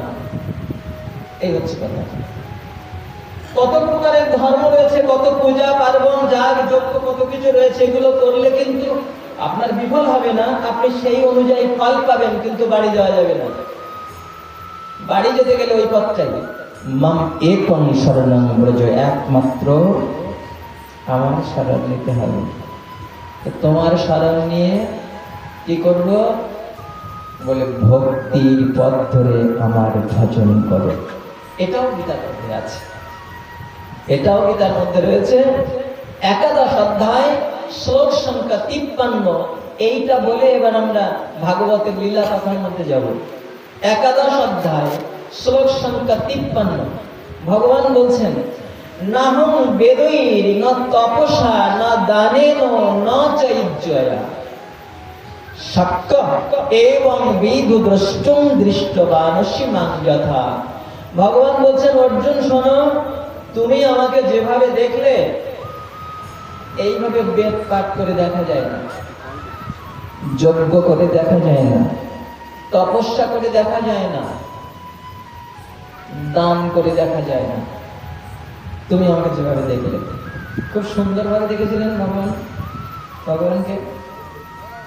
আবার যখন বিশ্বরূপ দেখলেন তখন ভয় করেছিল না অর্জুনের? সখা, তোমার ওই রূপ আমি সহ্য করতে পারছি না, তোমার এত চোখ কেন, এত মুখ কেন, ভীষণ তেজ তোমার দেহ থেকে, আমি সহ্য করতে পারছি না, আমার ভয় করছে, তুমি সেই আগের রূপটা দেখো। তার মানে আমার এই যে বন্ধু রূপটা, আমার যে দুহাত বিশিষ্ট যে রূপটা, এই রূপটা সবাই দেখতে চায়, খুব সুন্দর। অর্জুন, এই যে সুন্দরভাবে তুমি আমাকে দেখলে, এইভাবে দেখাটা না বেদ পাঠ করে হয় না, তপস্যা করে হয় না, যজ্ঞ করে হয় না, দান করে হয় না। তাহলে কিভাবে হয়? বললেন, ভক্তাৎ অনন্যয় শক্য অহম এবং বিদ অর্জুন। 11 অধ্যায় শ্লোক সংখ্যা 54 ভগবান বলছেন, ভক্ত কেবল অনন্য ভক্তির দ্বারা আমাকে এইভাবে দেখতে পায়, আমার তত্ত্ব জানতে পারে, এবং এক সময় আমাতে প্রবেশ করে সে আমার হয়ে যায়, আমিও তার হয়ে যাই। প্রেম ছে বলুন রাধে রাধে। ভক্ত কেবল অনন্য ভক্তির দ্বারা, তাহলে কে দেখতে পাবে ভগবানকে ওইভাবে? বলছে ভক্ত দেখতে পাবে। আর কিসের দ্বারা দেখতে পাবে? কোন সাধনার দ্বারা? অনন্য ভক্তির দ্বারা। শুধু ভক্তি বলেননি কিন্তু, কি ভক্তি? অনন্য ভক্তি। সে আবার কেমন জিনিস? অনন্য ভক্তি মানে ন অন্য, অন্যদিকে না, কেবলমাত্র আমার প্রতি ভক্তি। খুব মনোযোগ দিয়ে শুনবেন, বুঝতে চেষ্টা করবেন। আবার কালকে বাড়ি গিয়ে বলবেন না তো, ধনং দেহি জনং দেহি সুখং দেহি বিদ্যাং দেহি বুদ্ধিং দেহি। গলায় কাপড় দিয়ে হাত জোড় করে বসে বসে বলুন, অসুবিধে নেই। বললে ওইগুলো পাবেন, কিন্তু বাড়ি যেতে পারবেন না। বললে ওগুলো পাবেন। যে দেবতার কাছে চাইবেন, ওই দেবতা সন্তুষ্ট হলে কিছুদিন হয়তো আপনাকে ভক্তি মুক্তি সিদ্ধি দিতে পারবে, কিন্তু গোবিন্দ চরণে যেতে পারবেন না। একমাত্র ভক্তির পথ ধরে গোবিন্দ ভজন ছাড়া গোবিন্দ চরণে যাওয়া যাবে না, বাড়ি যাওয়া যাবে না। আমি বলিনি তো, ভগবান বলেছে তো। কোথায় কোন কথাটা বলেছে সেটা বললাম। এরপরে আপনি নিজে দেখবেন, যদি মায়ার সংসারের দেনা পাওনা মিটিয়ে সত্যি যদি এই মায়ার জগৎ থেকে, ত্রিতাপ জ্বালার জগৎ থেকে নিষ্কৃতি পেয়ে বাড়ি যেতে চাই চিরদিনের মতো, তাহলে গোবিন্দ চরণে ভক্তি নিবেদন করে তার দাসত্বকে অঙ্গীকার করা ছাড়া আর ভালো পথ নেই। আর সেই ভক্তি নিবেদন করার জন্য বলে ভক্ত অনন্য ভক্তি দ্বারা, অন্যদিকে না, কেবলমাত্র আমার প্রতি ভক্তি। সেই অনন্য ভক্তির সাধনটাই হলো আপনারা যেটা করেছেন গতদিনে। কি করেছেন? অষ্টপ্রহার ব্যাপী নাকি গত প্রহার হয়েছে? অষ্টপ্রহার। অষ্টপ্রহার ব্যাপী হরিনাম সংকীর্তন কলির যুগধর্ম। বেশ ভালো। ভক্তির 9টা অঙ্গের কথা বলা আছে শাস্ত্রে। কে বলেছে? আপনারা ভাগবতে শুনেছেন, একটা ছেলে বাবা অসুর ছিল, কিন্তু ছেলেটা ছোটবেলা থেকে ভক্ত হয়ে এসেছিল। কি নাম? প্রহ্লাদ। বাবা অসুর ছিলেন,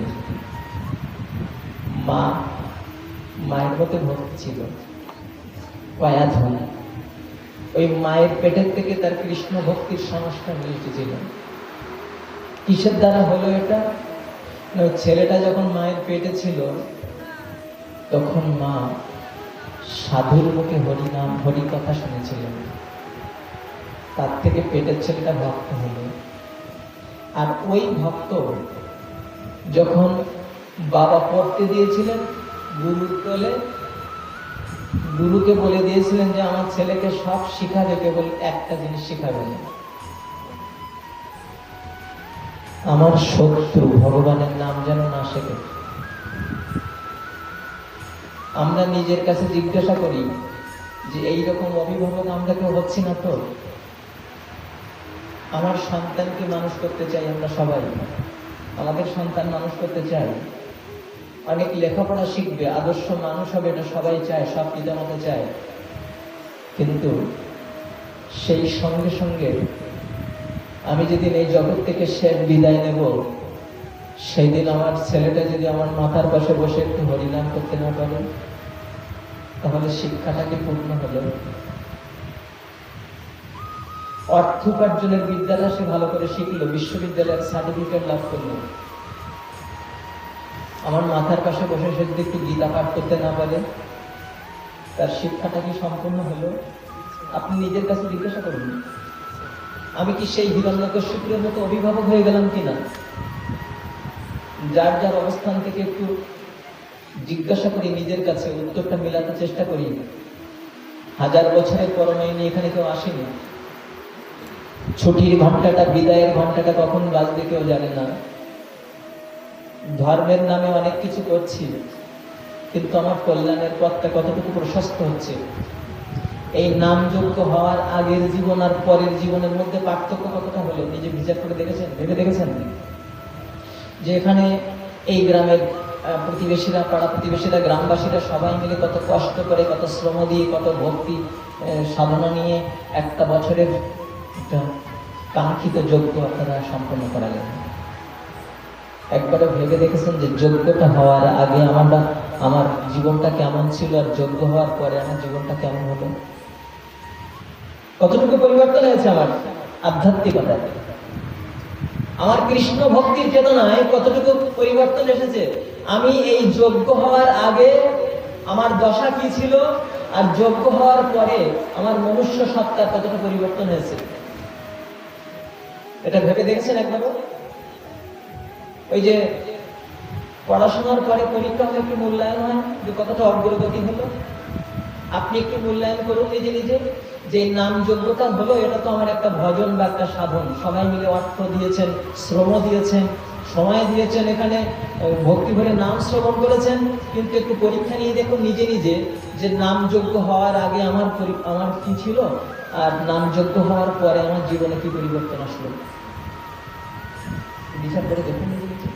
যদি কোনো অগ্রগতি হয়ে থাকে, যদি 100 জনের মধ্যে 2-5 জনের কোনো আধ্যাত্মিক চেতনায় কোনো অগ্রগতি হয়ে থাকে, তাহলে বোঝা যাবে না একটা নাম যোগ্য দিয়ে গ্রামের মধ্যে অনেকটা পরিবর্তন হয়েছে। এই মানুষগুলো যোগ্য হওয়ার আগে এমন ছিল, যোগ্য হওয়ার পরে এই মানুষগুলো পরিবর্তন হয়ে গিয়েছে। হিসাব করে দেখুন, ঘোর কলিত, চারিদিকে কলুষিতার বাতাস প্রবাহিত হচ্ছে। সব হবে না, সব হবে না একেবারে। তবে 100 জনের মধ্যে যদি 2-1 জন পরিবর্তন হয়, যদি কোনো ধর্মের সাধন করে, ধর্মের কাজ করে যদি কিছুটা তার চেতনা জাগ্রত হয়, তাহলে বোঝা গেল না এই ধর্মের কাজে কিছুটা সাফল্য অর্জন হয়েছে। এটা কি শুধুমাত্র বিনোদন সার করে নিত? শুধুমাত্র গেট, প্যান্ডেল, লাইট, মাইকিং, আর চারিদিকে একটা সুনাম আসবে, অমুক জায়গায় যোগ্য হয়েছে, এত ভক্ত হয়েছে, এত বড় বড় দল এসেছে, এত সুন্দর নাম শুনিয়েছে আমাদের, এরকম একটা বিনোদন মাত্র হয়নি তো? আমি কিন্তু বলছি না, আপনাদের দোষ দিচ্ছি না, নিজের কাছে জিজ্ঞাসা করে দেখুন, এটা শুধুমাত্র একটা বিনোদনের খোরাক যোগায়নি তো আমাদের, যে একটা দুদিন খুব একটু আনন্দে কাটালাম? সত্যি কি আমার জীবনের আধ্যাত্মিকতার কোনো উন্নতি হয়েছে কিনা?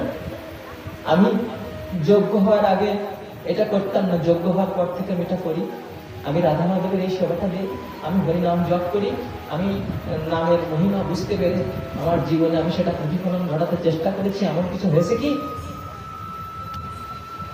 যদি না হয়ে থাকে, তাহলে কি শুধু অর্থ ব্যয় আর আড়ম্বর সার হলো না? শুধুমাত্র অর্থ ব্যয় আর আড়ম্বর সার হলো কিনা সেটা ভেবে দেখবেন। তো ওই যে ছেলেটার নাম প্রহ্লাদ বলছিলেন আপনারা, ওই ছেলেটাকে পড়তে দিয়েছেন, আর গুরুকে বলে দিয়েছেন যে আমার ছেলেকে সব শেখাবে, কেবল ভগবানের নামটা শেখাবে না। কিছুদিন পড়ার পরে জিজ্ঞাসা করলেন যে প্রহ্লাদ কি শিখেছিস বাবা? প্রহ্লাদ তখন বললেন, বাবা আমার পড়তে ভালো লাগে না। কেন? না, ওইখানে ভক্তির অঙ্গগুলোর নাম বললেন প্রহ্লাদ, যে কোন কোন পদ ধরে ভক্তির সাধন করা যায়। আমরা তো মুখে বলছি ভক্তি ভক্তি ভক্তি, কিন্তু ভক্তিটা কি জিনিস, কোন পদ ধরে ভক্তি লাভ করা যায়, সেটা প্রহ্লাদ বলছেন। শ্রবণং কীর্তনং বিষ্ণু শরণং পাদ সেবনং অর্চনং বন্দনং দাস্য সখাময়াতম নিবেদনম ইতি পুংসর্পিত বিষ্ণু ভক্তিশ্চ নবলক্ষণা ক্রিয়েত ভগবতদ্দতন্মান্যধিতমুত্তমম। বলছেন বাবা, 9টা পথ ধরে ভক্তির পথে চলা যায়, ভক্তির রাজ্যে প্রবেশ করা যায় 9টা পথ ধরে। তার প্রথমটা কি বললেন? শ্রবণং, শ্রবণ করা, শোনা। কি শোনা? কৃষ্ণ নাম, কৃষ্ণ কথা শ্রবণ করা। তাহলে এখানে নাম যোগ্য হয়েছে, আপনারা শ্রবণ করেছেন তো? নিশ্চয়ই শ্রবণ করেছেন, আপনি ভক্তির একটা অঙ্গের সাধন করেছেন। তো শুধু এই একদিন শ্রবণ করবেন বছরে, আর শুনবেন না? এটা তো আপনার নিত্য নৈমিত্তিক ভজনাঙ্গ, সাধনাঙ্গ। ভগবান ভজনটা, হরি ভজনটা আপনার অব্যাহত থাকবে, প্রতিদিন হবে। তাহলে একদিন শ্রবণ করেছেন, আজকে কার কাছে শুনবেন? কালকে কার কাছে শুনবেন? পরদিন কার কাছে শুনবেন? আপনি নিজে কীর্তন করুন, আপনি নিজে শ্রবণ করুন, আপনার পাশে কীর্তন হচ্ছে সেটা আপনি শ্রবণ করুন, আপনার পাশে ভাগবত কথা হচ্ছে সেটা আপনি শ্রবণ করুন। এইভাবে শ্রবণ চলতে থাকবে, বন্ধ হবে না। হরিনাম এখানে 8 প্রহার নাম হয়েছে, আপনি নাম জপ করবেন না, এই 8 প্রহার নাম যজ্ঞের বিশ্রাম হলো না, আপনার নাম যজ্ঞ শুরু হলো। আপনার জীবনের যজ্ঞ শুরু হলো। এই অষ্টপ্রহার অখণ্ড নাম দিয়ে আপনাকে এই শিক্ষা দিয়েছে যে এখানে 8টা প্রহার একটা নাম হয়েছে, একটু বন্ধ হয়নি।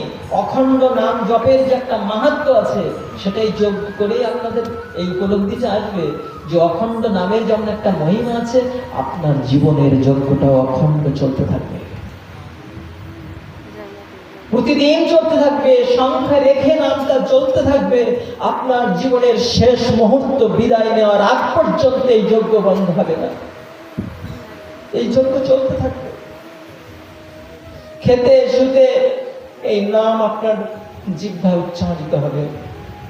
হ্যাঁ, নাম কীর্তনের ধ্বনি এখনো, গতকাল যদি নাম বিশ্রাম হয়ে থাকে, আজকে প্রভাতে যদি নাম বিশ্রাম হয়ে থাকে, তাহলে সেই নামের ধ্বনি এখনো কানের মধ্যে, যারা সর্বক্ষণ এখানে ছিলেন, যারা সার্বক্ষণিক দায়িত্ব পালন করেছেন, তাদের কানে এখনো সেই নামের ধ্বনিটা যেন বাজছে। হ্যাঁ, হয়তো 2-1 দিন যেতে যেতেই ওটা আর স্মৃতি থেকে সরে যাবে, কিন্তু আপনার জীবনের খাতা থেকে এই নামের স্মৃতি মুছে যাবে না। আপনি সংকল্প করুন যে ওখানে 8 প্রহার নাম হয়েছিল, আজ থেকে প্রভু আমি যতদিন বাঁচবো এই নাম আমি সংখ্যা নাম করবো, আমি নাম কীর্তন করব। আপনার জপের মালায় নাম জপ হবে প্রতিনিয়ত, সংখ্যা রেখে নাম জপ হবে। যারা এই সংকীর্তন যজ্ঞে ব্রতী ছিলেন, এই যজ্ঞের সার্থকতা তখনই আসবে যে যজ্ঞের থেকে শুরু করে আপনার জীবনের যজ্ঞটা যদি শুরু হয়, আপনার মনুষ্য জন্মের যজ্ঞ যদি শুরু হয়, তাহলে আপনার নাম যজ্ঞ তখন সার্থকতায় রূপ নেবে। প্রতিদিন সংখ্যা রেখে হরিনাম জপ হবে, প্রতিদিন ভগবানের গুণগান কীর্তন হবে, শ্রবণ হবে। শ্রবণ কীর্তন ভক্তির 9টা সাধনের কথা বললেন, তো প্রথমটা হচ্ছে শ্রবণ করা, কৃষ্ণ কথা শ্রবণ করা, কৃষ্ণ নাম শ্রবণ করা, ভক্তের মুখ থেকে হরিকথা শ্রবণ করা। এটা ভাগবতের মধ্যে বলছেন যে সাধু মুখে হরিকথা যা হৃদয়ের জ্বালা জুড়িয়ে দেয়, কর্ণ কুহর শীতল হয়ে যায়। ওটা ভগবান কপিল দেব বলছেন ভাগবতের 3 স্কন্ধের মধ্যে। তাহলে প্রতিনিয়ত আপনি সংখ্যা রেখে নাম জপ যেমন করবেন, দ্বিতীয়ত হরি কথা শ্রবণ করেন। আপনি 5 মিনিট শ্রবণ করুন, 5 মিনিট কীর্তন করুন। বলে বাবা প্রতিদিন আমি আবার কার কাছে শুনতে যাব? কেন, আপনার ঘরে বসে আপনি যারা একটু পড়তে পারে তাদের কাছে শুনুন, যারা পড়তে পারে তাদের কাছে শুনুন।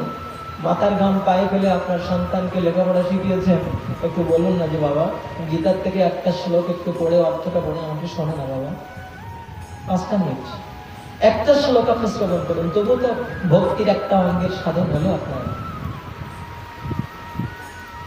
আপনি 2-10 মিনিটের জন্য শুনুন না ধ্রুবের কথাটা, প্রহ্লাদের কথাটা শুনুন, ও বলি মহারাজের কথা শুনুন, ও পৃথু মহারাজের কথা শুনুন, কৃষ্ণ সুদামার কথা শুনুন। ভাগবতের মধ্যে কত অমৃত দিয়ে সাজানো রয়েছে। 2-5 মিনিটের জন্য একটু শ্রবণ করুন, যখন সময় পান।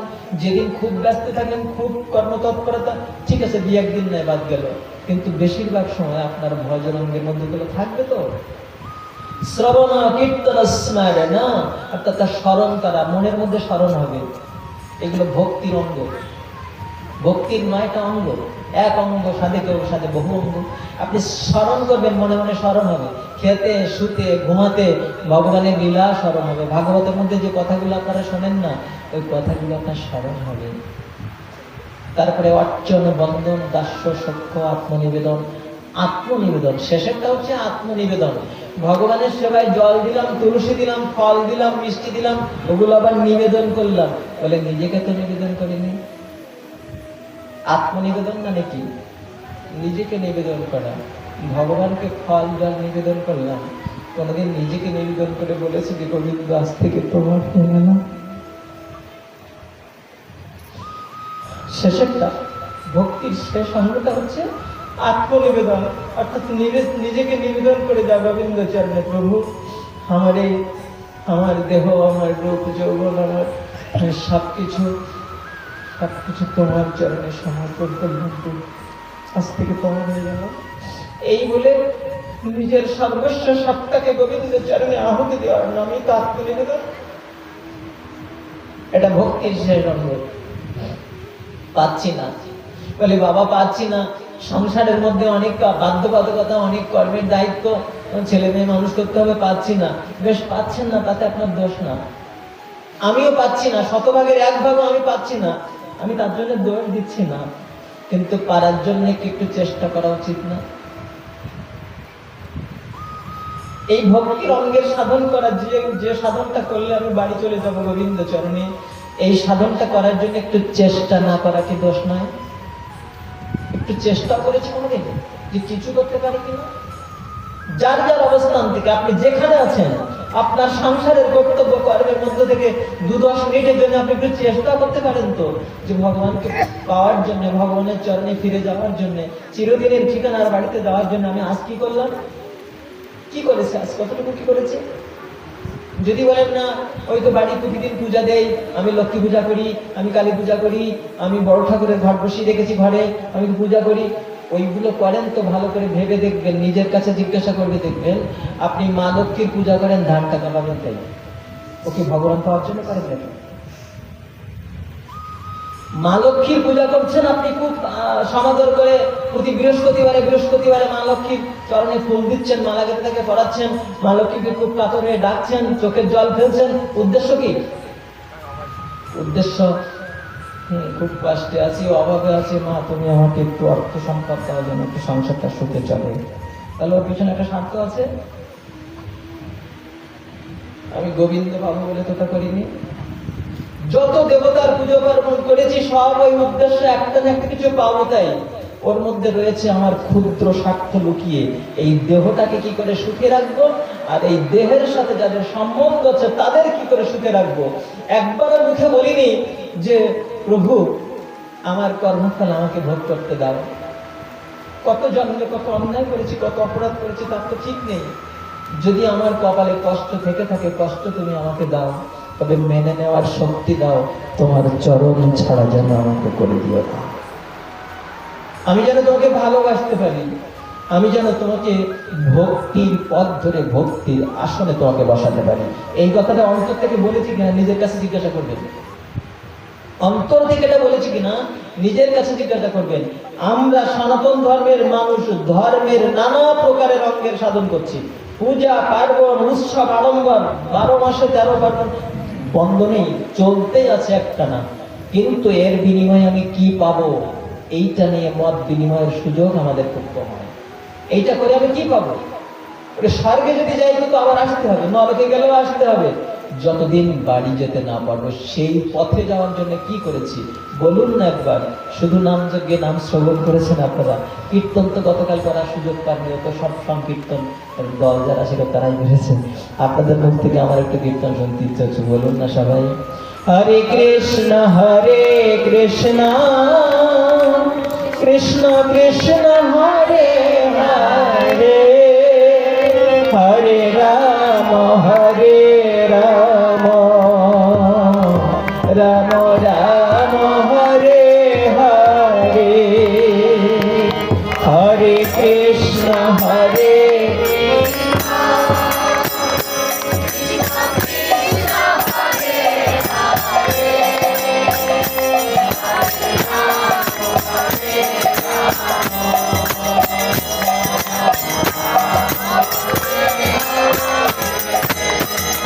हरे कृष्ण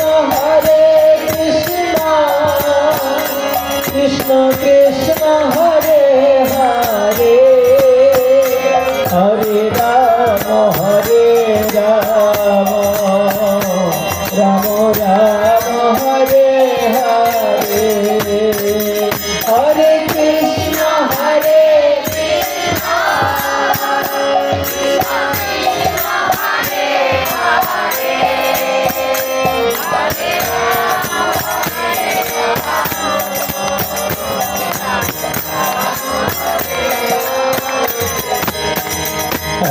कृष्ण हरे कृष्ण कृष्ण कृष्ण हरे हरे, हरे राम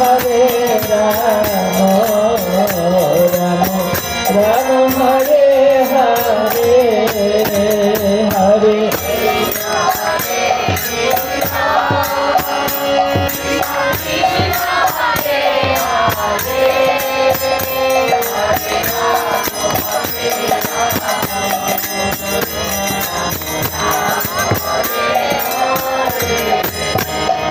হরে কৃষ্ণ কৃষ্ণ কৃষ্ণ হরে হরে হরে রাম রাম রাম হরে হরে হরে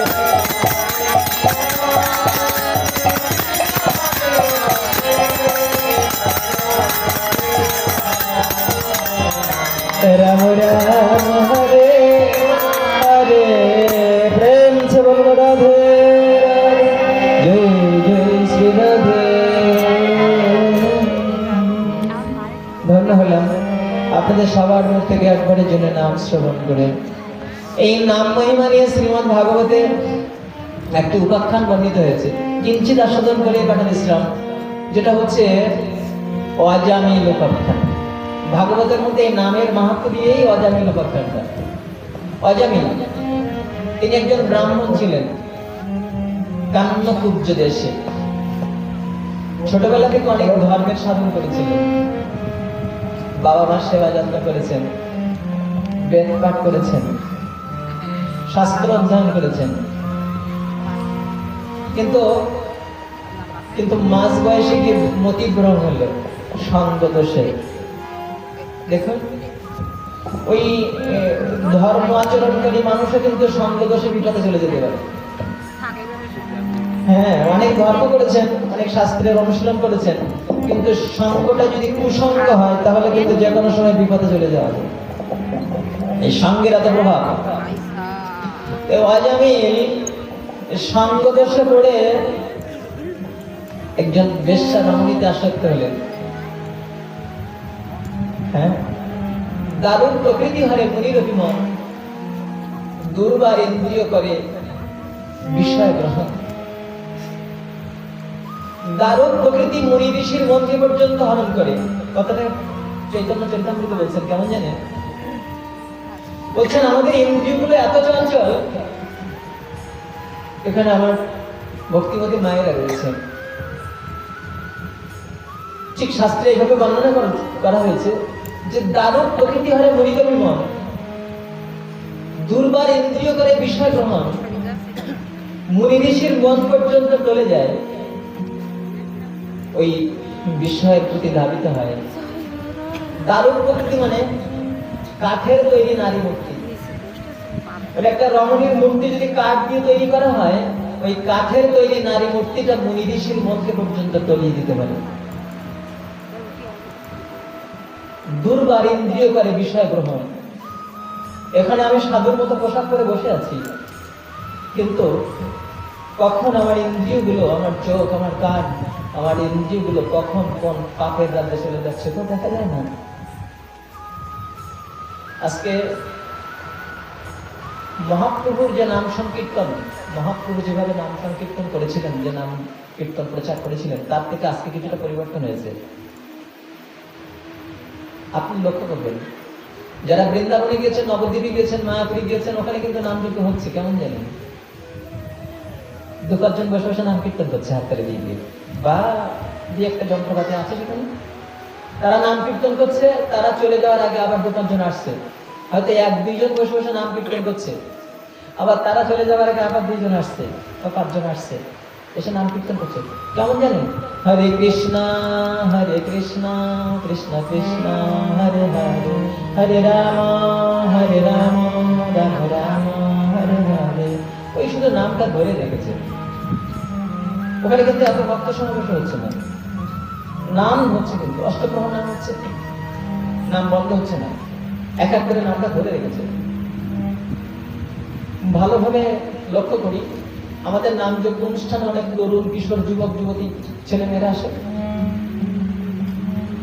ওই নাম কীর্তন আসলে নাম শুনতে এসেছি। এই মায়ার জগতে কত পাপের রাজ্যে মন চলে যাচ্ছে, তাই তো এসেছি নাম শুনতে।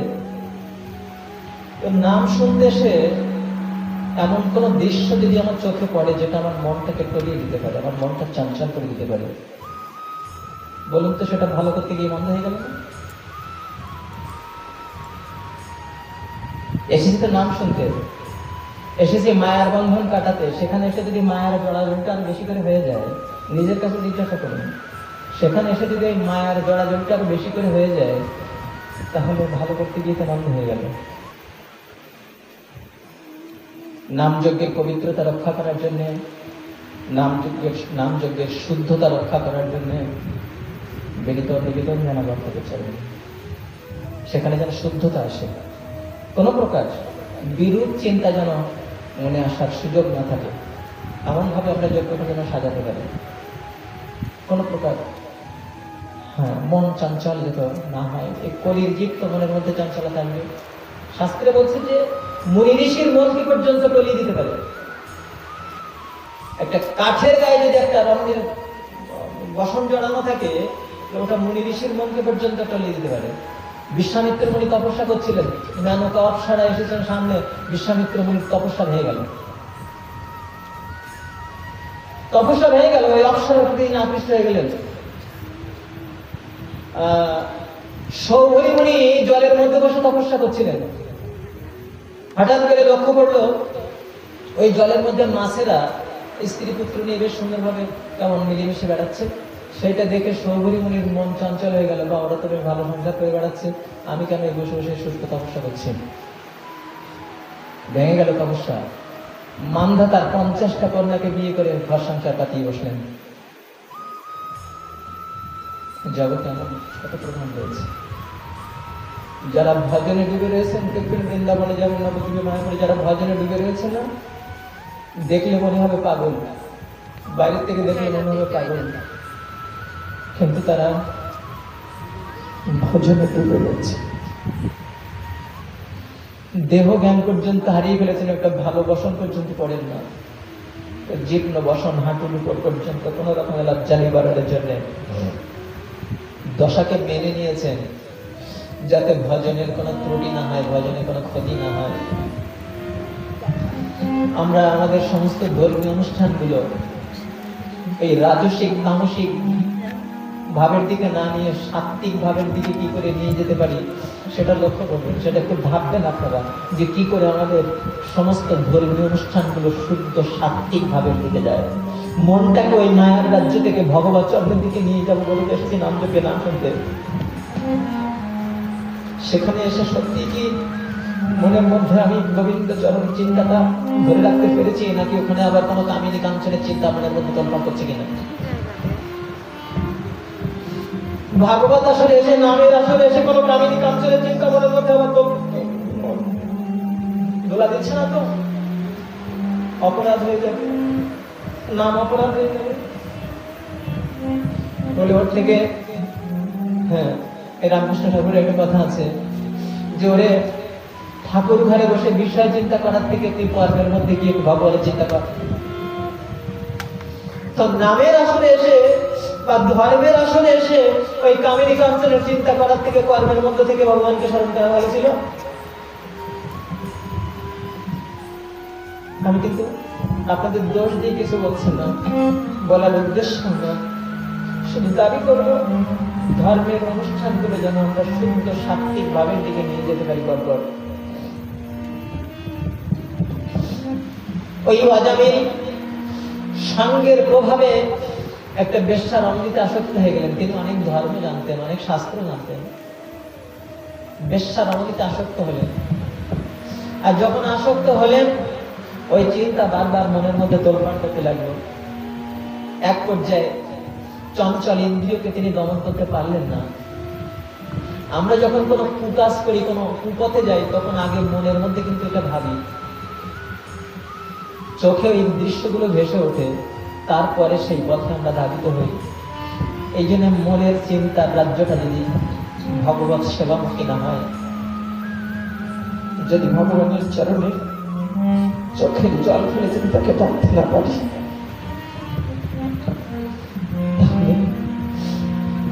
ভক্তিটা দৃঢ়তা হয় না, ভক্তির দৃঢ়তা আসে না, ভক্তির শুদ্ধতা আসে না। অজামিল ওই দুষ্ট রমণীকে ভাবতে ভাবতে ভাবতে ভাবতে এক সময় তার ইন্দ্রিয় এমন প্রবল হয়ে গেল, ওই রমণীকে সে বাড়িয়ে নিয়ে আসলো, নিজের পিতামাতার উপরে দুর্ব্যবহার শুরু করে দিল, বিবাহিত ধর্মপত্নীকে পরিত্যাগ করলো। তারপরে ওই রমণীর সঙ্গে মেলামেশা করতে করতে 10টা পুত্রের পিতা হলেন তিনি। তার গর্ভে 10টা সন্তান জন্মালো। ভগবানের ভজন একেবারে ভুলে যেতে লাগলেন। কিন্তু ওই পূর্বে কিছু ধর্ম করেছিলেন তো, তার একটা সংস্কার ছিল ভিতরে, তাই কি মনে লেগেছে, ছোট ছেলেটার নাম লিখেছিলেন নারায়ণ। আমাদের মধ্যে কোন দুরাচারী ব্যক্তি যদি হঠাৎ করে একটু ভগবানের নাম করতে শুরু করে, একটু মালা তিলক করে, তখন পাড়ার লোকে সবাই কিন্তু বলে, দেখো সারা জীবন অন্যায় করে বেরিয়েছে, এখন তখন কত সাধু হয়েছে। এটা বলতে কিন্তু আমরা কেউ কম ছাড়ি না। কিন্তু কিন্তু লক্ষ্যহীরা তো বেশ্যা ছিলেন। তিনি যদি হরিদাস ঠাকুরের চরণে এসে জানতে পারলেন ভুল করেছে, জানতে পারলেন এই দেহটাকে দিয়ে জগতের কত মানুষকে অধঃপতিত করেছি, সেদিন হরিদাস ঠাকুরের কাছে তিনি ক্ষমা চাইলেন, নিজের কৃতকর্মের জন্য অনুতপ্ত হলেন। সেদিন তিনি স্বীকার করলেন নিজের পাপের কথাগুলো। সাধু, সারা জীবনে এই দেহ দিয়ে কত মানুষকে ভুলিয়েছি, কত মানুষকে পাপের পথে নামিয়েছি, কিন্তু আজ তোমার মুখে এই নাম শুনে আমার মনে হচ্ছে কত অন্যায় করেছি, আর যাব না পাপের কাছে। তোমার এই নামে কি মধু রয়েছে যে আমাকে ভুলিয়ে ফেললো। আমি তো এসেছিলাম তোমাকে ভুলিয়ে পাপের রাজ্যে নিয়ে যাব, কিন্তু পারলাম না। তোমার মুখের ওই নাম আমাকে পাগল করেছে। আমি আর ফিরে যাব না ওই পাপের রাজ্যে, ওই জঘন্য অপরাধের রাজ্যে আমি আর ফিরে যাব না। আমি যে কটা দিন বাঁচি সেই কটা দিন আমি তোমার চরণ আশ্রয় করলাম। তুমি যে নাম কীর্তন করে আমাকে ভুলিয়েছ, ওই নাম তুমি আমাকে দাও, আমি ওই নাম আশ্রয় করে আমার জীবনের পরবর্তী দিনগুলো কাটাবো। সেই বেশ্যা রমণী সেদিন থেকে হয়ে গেলেন মহান্তি। মাথার রেশমের মতো চুলগুলো তিনি মুন্ডন করেছিলেন, শিখা রেখে মস্তক মুন্ডন করলেন, কখনো একটু ছোলা, কখনো একটু তুলসীর পাতা, এই করে কোন রকমের জীবন জীবিকা নির্বাহ করেছিলেন। আর হরিনাম মহামন্ত্র কীর্তন করেছিলেন জীবনের শেষ দিন পর্যন্ত। হ্যাঁ, তাহলে তো এরকম বলার কথা যে সারা জীবন অন্যায় করে বেরিয়েছে, শেষ বয়সে কি সৎ হয়েছে? না না না, আমরা কিন্তু তা বলি না। যারা হরিদাস ঠাকুরের আশ্রমে যারা গিয়েছেন, তারা কিন্তু এই লক্ষ্মীরাকে ভক্তি ভরে প্রণাম করেছেন। কেননা অপরাধ অন্যায় তিনি প্রথম জীবনে যা করেছেন করেছেন, যেদিন তিনি জানতে পারলেন যে আমি পাপ করেছি, আমি অন্যায় করেছি, সেদিন থেকে তিনি ভগবত চরণ আশ্রয় করে, নাম আশ্রয় করে, সেদিন থেকে তিনি চিন্তা শক্তি হয়ে গেলেন।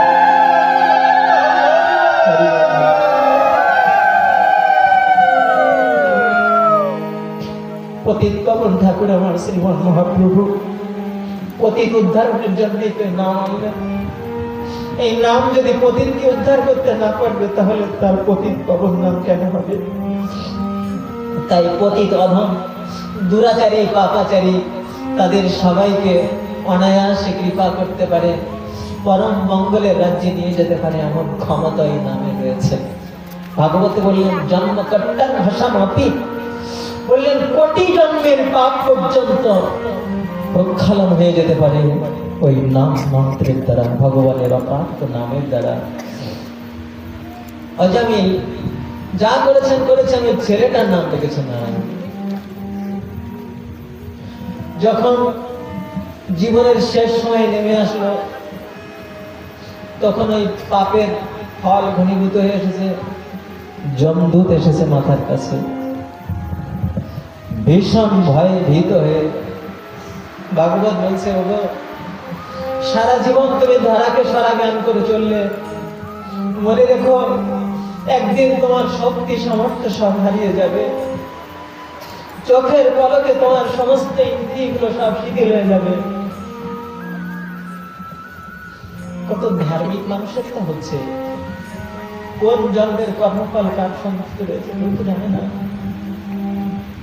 আমার জীবনে একটা অভিজ্ঞতা, একটা নতুন অভিজ্ঞতা এখনো ভাবি মাঝে মাঝে। ছোটবেলা থেকে দেখেছি মা ঠাকুর সেবা নিয়ে ব্যস্ত থাকতে, এবং আমাদের বাড়িতে আমার বাবা জ্যাঠামশাই 4 ভাইয়ের মধ্যে আমার বাবা সবার ছোট, মা ছিলেন ওই বাড়ির ছোট বউ। এবং মায়ের মুখে শুনেছি তখনকার দিনে 8-9 বছরে বিয়ে হতো, তো মায়ের ওই রকম বাল্য বিবাহ হয়।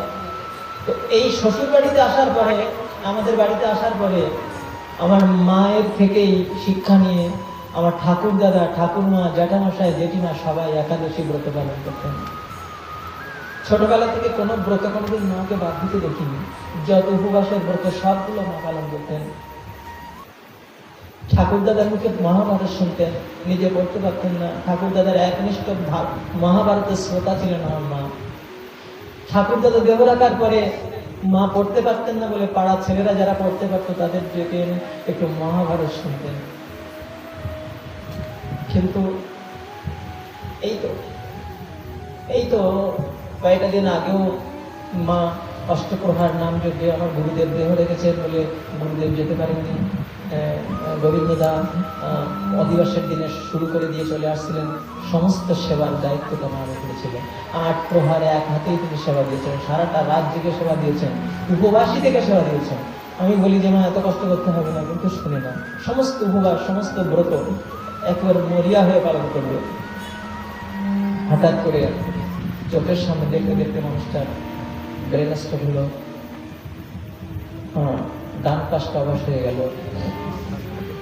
শুধু মনে মনে এই বলি যে ঠাকুর, যে হাতখানা সবসময় তোমার সেবা থাকে। ছোটবেলা থেকে দেখেছি যে হাতখানা সবসময় ঠাকুরের ফুল তুলসী নিয়ে চান নিয়ে ব্যস্ত থাকতো।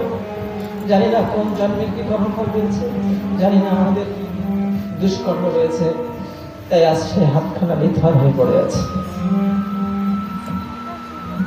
কোনো আহাজারি করছে না, কোনো কষ্ট জানাচ্ছে না, কিন্তু চুপচাপ পড়ে আছে। আর মনে মনে ভাবি যে হাতখানা সবসময় ঠাকুর সেবা দিত, আমি তো হাত ঠাকুর সেবা দিতে পারি না। আমার এই পাপের হাত তো ভগবানের সেবাই লাগে না। জানি না আমার হাতখানা জীবনের অন্তিম মুহূর্তে এরকম নিথর হয়ে থাকবে কিনা, জানি না। ভগবানের নাম জপ থেকে বঞ্চিত হয়ে যাবো কিনা। গত 2 দিন আগে স্নান করিয়ে, তিলক সেবা করিয়ে মাকে কোলে করে নিয়ে ঠাকুর ঘরের সামনে নিয়ে গেলাম, যে ঠাকুর ঘরে সব সময় কাটাতেন। আমি সন্ধ্যার পরে বাড়ি ফিরেই সবসময় মনে করতাম যে নিশ্চয়ই মা মন্দিরের মধ্যে রয়েছে, থাকতো না কেন। এখনো তাই মনে হয় যদি তিনি শয্যাশায়ী হয়ে আছেন। তো মন্দিরে নিয়ে গেলাম, তিলক সেবা করিয়ে মন্দিরের সামনে নিয়ে বসিয়ে দিয়েছি। মনে করছিলাম যে মা স্বাভাবিক চেতন শক্তি নেই, কিন্তু দেখলাম 2 চোখ দিয়ে জল পড়ছে। রাধা রাধের দিকে তাকিয়ে 2 চোখ দিয়ে জল পড়ছে। আর এটা দেখে মনে হয় এটা আমাদের জন্য শিক্ষা, যে আমার তো ভজন হয় না, আমি তো সাধন করি না, জানি না আমার শেষের দিনগুলো কিভাবে কাটবে, জানি না আমার নাম করতে পারবো কিনা, জিহ্বার বাক শক্তিটুকু প্রভু রাখবেন কিনা, জানি না হাত দুখানা দিয়ে আর ভগবানের চরণে বসে দিতে পারবো কিনা। দেখতে দেখতে হাঁটতে চলতে তাকে কোনোদিন ওষুধ খেতে দেখিনি। যতটুকু জানতে পেরেছি বয়সটা 80-র কাছাকাছি, কিন্তু কোনোদিন আমি তাকে একটু গ্যাসের পুরি পর্যন্ত খেতে দেখিনি। খায় না, ওষুধ খান না, ওষুধ খেতেন না। আর ভগবানের প্রসাদ সেবা করছেন এই প্রায় 7-8 বছর হচ্ছে। অসুস্থতা দেখিনি খুব একটা, কিন্তু জানি না মহাপ্রভু যার নিয়তকে যা লিখে রেখেছেন সেটা তো মেনে নিতে হবে। যাই হোক, আপনার আমার জীবনের সময়টা কখন কিভাবে যাবে কেউ বলতে পারি না। এই জন্য সময় থাকতে একটু ভজন করি, সময় থাকতে একটু ভগবানকে ডাকি। হাত দুখানা সচল থাকতে থাকতে কোন মুহূর্তে হাতের শক্তিটা যদি কেড়ে নেবে, হাতের শক্তিটা থাকতে থাকতে একটু চন্দন মাথা করে শিরবিন্দু চরণে দিয়ে হাত দুখানা শান্ত পাবে। জিহ্বা একটু প্রভুর নাম করবার কীর্তন করি, পরের জন্মে এই নাম করার জিহ্বাটা নিয়ে আসতে পারবো কিনা জানি না, পরের জন্মে মানুষের দেহ নিয়ে আসতে পারবো কিনা জানি না। তাই সুযোগ যখন পেয়েছি যতটুকু সম্ভব একটু কাজে লাগাতে চেষ্টা করি। এইভাবে অজামিল অন্তিম সময়ে যখন যমদূতের দৃশ্য দর্শন করছেন, অনেক পাপ করেছেন তাই যমদূতের দৃশ্য, হ্যাঁ, যমদূতের দৃশ্য যখন দেখছেন তখন ওই ছেলেটাকে ডেকেছেন নারায়ণ বললেন, নারায়ণ আমার পাশে একটু আয় বাবা। ওই যে একটু নারায়ণ বলে ডেকেছেন খুব কাতর হয়ে, অন্তিমকালে সঙ্গে সঙ্গে বিষ্ণুদূত এসেছেন। তাহলে যমদূত এসেছে, আবার ওদিকে বিষ্ণুদূত এসেছে, দুটো পক্ষ হাজির। যমদূত বলছে আমরা নিয়ে যাবো এই পাপীকে, আর বিষ্ণুদূতেরা বলছে যে সমস্ত পাপ সে ভগবানের নাম কীর্তন করে এক্ষুনি সে প্রায়শ্চিত্ত করে ফেলেছে, আমরা নিয়ে যাবো। বলে কেন? ভগবানের নাম তো সে করিনি, সে তো ওই ছেলেটাকে ডেকেছিল নারায়ণ বলে। বলে তবুও ডাকো। ওই ছেলের নামের মধ্যে রয়েছে আমাদের প্রভুর নামের প্রতীক্ষ হবে সত্যি। অজামিল যদি কোটি জন্মের পাপী হয়ে থাকে, তবুও যখন সে কাতর হয়ে আমাদের প্রভুর নাম কীর্তন করেছে, সঙ্গে সঙ্গে তার সমস্ত পাপের প্রায়শ্চিত্ত হয়ে গিয়েছে। অজামিল এখন নিষ্পাপ হয়েছে, তাকে আমরা নিয়ে যাব। যমদূতেরা তো শুনছেন না, বিষ্ণুদূতেরা বলছে শোনো শোনো, সংকেতং পরিহাস্যং স্তভম হেলনমে ভবান বৈকুণ্ঠ নাম গ্রহণাম অশেষে অপহর বিদু। বিষ্ণুদূতেরা বলছে শোনো, ও তো ছেলেকে ডেকেছে, শোনো শোনো, ভগবানের নামের এত শক্তি রয়েছে। সংকেতং পরিহাস্যং, কেউ যদি সংকেত করে একবার ভগবানের নাম বলে, তার অশেষে পাপরাশি হরণ হয়ে যায়। পরিহাস্যং, কেউ যদি হাসি ঠাট্টা করতে গিয়ে একবার ভগবানের নাম বলে, তার পাপরাশি হরণ হয়ে যায়। কেউ যদি পুত্র কন্যার নাম বলতে গিয়ে একবার ভগবানকে ডাকে, তার অশেষে পাপরাশি হরণ হয়ে যায়। কেউ যদি অবহেলায় একবার ভগবানের নাম কীর্তন করে, তার অশেষে পাপরাশি হরণ হয়ে যায়। প্রেম সে বলুন রাধে রাধে। বললেন বৈকুণ্ঠ নাম গ্রহণাম অশেষে অপহরণ বিদু। ওই বৈকুণ্ঠ নাম অর্থাৎ ভগবান শ্রী গোবিন্দের নাম মুখে নেওয়ার সাথে সাথে তার সমস্ত পাপরাশি হরণ হয়ে যায়। তবে হ্যাঁ, ওই অপরাধ শূন্য হয়ে নাম করার গুরুত্ব দিয়েছে শাস্ত্রে, যে নাম করতে গিয়ে যেন নাম অপরাধ করে না ফেলি। তার মানে নামের পাপ প্রক্ষালন ক্ষমতা রয়েছে বলে যে নামও করবো আর পাপও করবো, তাহলে এরকম করলে কিন্তু নাম অপরাধ হবে, তখন নামের ক্রিয়া শক্তি ত্বরান্বিত হবে না। এই যখন বললেন তখন যমদূতেরা ফিরে গেল। বিষ্ণুদূতেরা অজামিলকে নিয়ে যাবেন, কিন্তু নিতে পারছেন না, এখনো আয়ু। বলে আয়ু আবার বৃদ্ধি পেয়েছে। ওই জীবনের অন্তিম মুহূর্তে একবার নারায়ণ বলে কীর্তন করে যমদূতেরা ফিরে গিয়েছে যমরাজার কাছে, গিয়ে বলছেন মহারাজ সারা জীবন এত পাপ করেছে, তাকে আনতে পারেনি কেন? বলে বিষ্ণুদূত এসেছে। কেন? বললেন তারা নাকি নিয়ে যাবে অজামিলকে, সে নাম কীর্তন করেছে প্রভুর নাম, নারায়ণ বলেছে।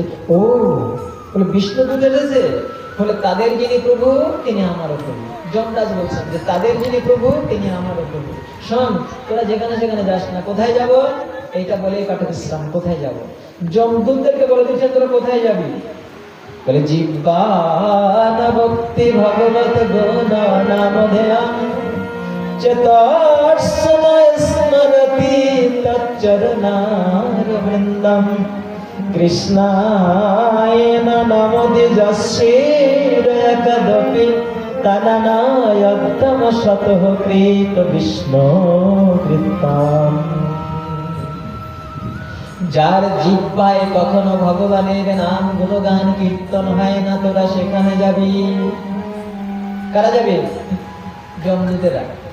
বলে যার জিহ্বায় কখনো ভগবানের নাম কীর্তন হয় না, তোরা সেখানে যাবে। যার মনে কখনো গোবিন্দ চরণের স্মৃতি জাগরুক হয় না, তোরা সেখানে যাবি। যার মাথাটা ভুলুণ্ঠিত হয়ে কখনো গোবিন্দ চরণে প্রণাম করে না, তোরা সেখানে যাবি। আর যার দেহ মন প্রাণ কখনো গোবিন্দের সেবায় যুক্ত হয় না, তোরা সেখানে যাবি। প্রেম সে বলুন রাধে। তাহলে গোবিন্দ সেবায় যুক্ত হয় না দেহ মন প্রাণ, তোরা সেখানে যাবি। এইসব জায়গাগুলো বললেন। তো প্রথমে বললেন কোন জায়গাটা? বলে যার জিহ্বায় কখনো ভগবানের নাম কীর্তন হয় না, সেই শুভ কামনা আপনাদের সবার জন্য, যে নামযজ্ঞ বিশ্রাম হয়ে গেল না, আপনাদের জীবনের নামযজ্ঞ শুরু হলো। জীবনের অন্তিম মুহূর্ত পর্যন্ত নাম থেকে বঞ্চিত হবেন না। তবে হ্যাঁ, আমরা আবার কিছু কিছু বিধিনিষেধ আরোপ করে থাকি, যে কোন সময় নাম করা যাবে, সূচি অসূচিতে নাম করা যাবে কিনা। কোনো বিধি নিষেধ এই নামের ক্ষেত্রে নেই। এই নামের ক্ষেত্রে কোনো বিধিনিষেধ নেই। এই নামটা রয়েছে আমাদের কলিসন্তরণ উপনিষদ এবং রাধাতন্ত্রের মধ্যে রয়েছে। তবে রাধাতন্ত্রের মধ্যে হরে কৃষ্ণ মহামন্ত্রটাই আছে, আর কলিসন্তরণ উপনিষদের মধ্যে আগের লাইনটা পরে আর পরের লাইনটা আগে আছে, এই আছে।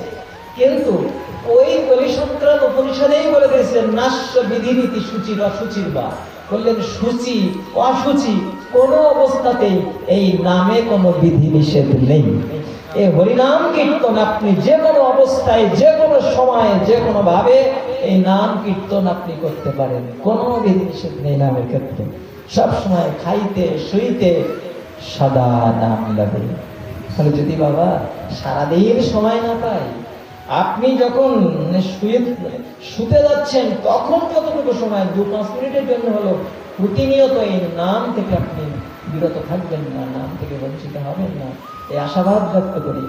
আপনাদের জীবনের প্রতিটা মুহূর্ত কৃষ্ণ ভাবনাময় হোক, কৃষ্ণ চেতনাময় হোক। যারা দীক্ষা নিয়েছেন তারা দীক্ষাটা নিয়েছেন কিন্তু সেবা দিবেন বলে। নাম জপ করার জন্য দীক্ষা নেওয়া লাগে না। দীক্ষা পুরুষচর্যা বিধি অপেক্ষা না করে। নাম জপ করার জন্য আপনি হরিনাম জপ করবেন, মালায় সংখ্যা রেখে, ওর জন্য দীক্ষা নেওয়া লাগে না। আপনি দীক্ষা নিয়েছেন কিন্তু নিজে হাতে করে ভগবানকে খাওয়াবেন তাই, নিজে হাতে করে ভগবানকে সেবা দিবেন তাই। সেই সেবার যোগ্যতাটা যাতে আমি অর্জন করতে পারি, যাতে সেবা অধিকার লাভ করতে পারি, তার জন্য প্রচেষ্টা অব্যাহত থাকবে যারা দীক্ষা নিয়েছেন। আর যারা দীক্ষা নেননি, যদি ভজন করতে ইচ্ছে হয় আজকের থেকে নাম শুরু করে দিন। এই তো নাম করলেন তো একটু আগে, এই নামটা বন্ধ হবে না। আজকের থেকে নাম শুরু করে দিন। জপের মালা যদি সংগ্রহে না থাকে, যত তাড়াতাড়ি সম্ভব জপের মালা একটু জোগাড় করিয়ে নিন। কমপক্ষে 432 বার। একবার ঘুরালে কতবার হয়? 108 বার। 4 বার ঘুরালে 432 বার। কমপক্ষে 4 বার নামাশ্রয় আপনি করুন। অন্যায় অধর্মের পথ থেকে সরে আসতে চেষ্টা করুন। আর যদি নানান প্রকারের দেবদেবীর পুজো পার্বণের ব্যবস্থা আপনার বাড়ি থাকে, আমি সেগুলো বন্ধ করতে বলছি না, তবে কারোর কাছে অন্য কোনো দাবি না করে একটা দাবি, যে আমাকে তুমি কৃষ্ণ ভক্তি দাও। একটাই দাবি।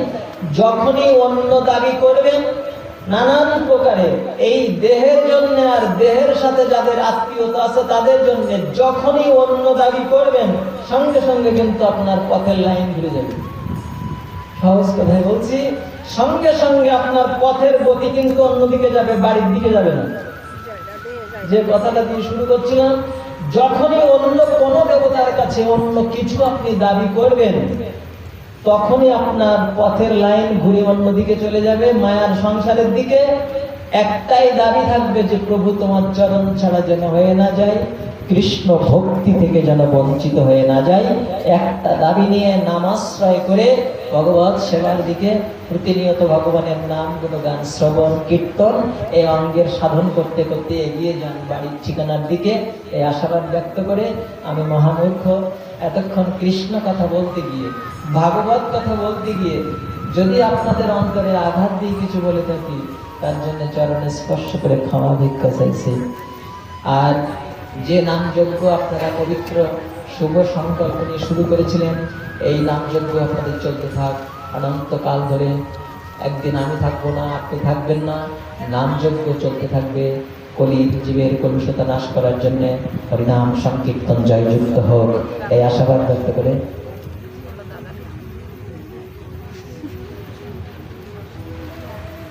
হ্যাঁ, অসহজ বাড়িতে সন্ধ্যাবাতি বা ঠাকুর সেবা দেওয়া যাবে কিনা?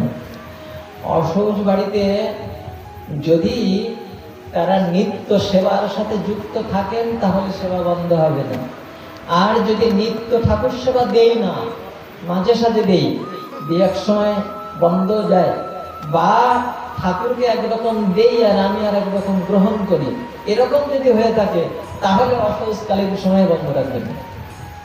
আর যেখানে এইরকম অবস্থা যে ঠাকুরকে না দিয়ে আমি কোনোদিন খাই না, ঠাকুরকে যা দেই আমিও তাই গ্রহণ করি, এরকম যদি হয়ে থাকে তাহলে অসহজকালেও সেবা বন্ধ হবে না।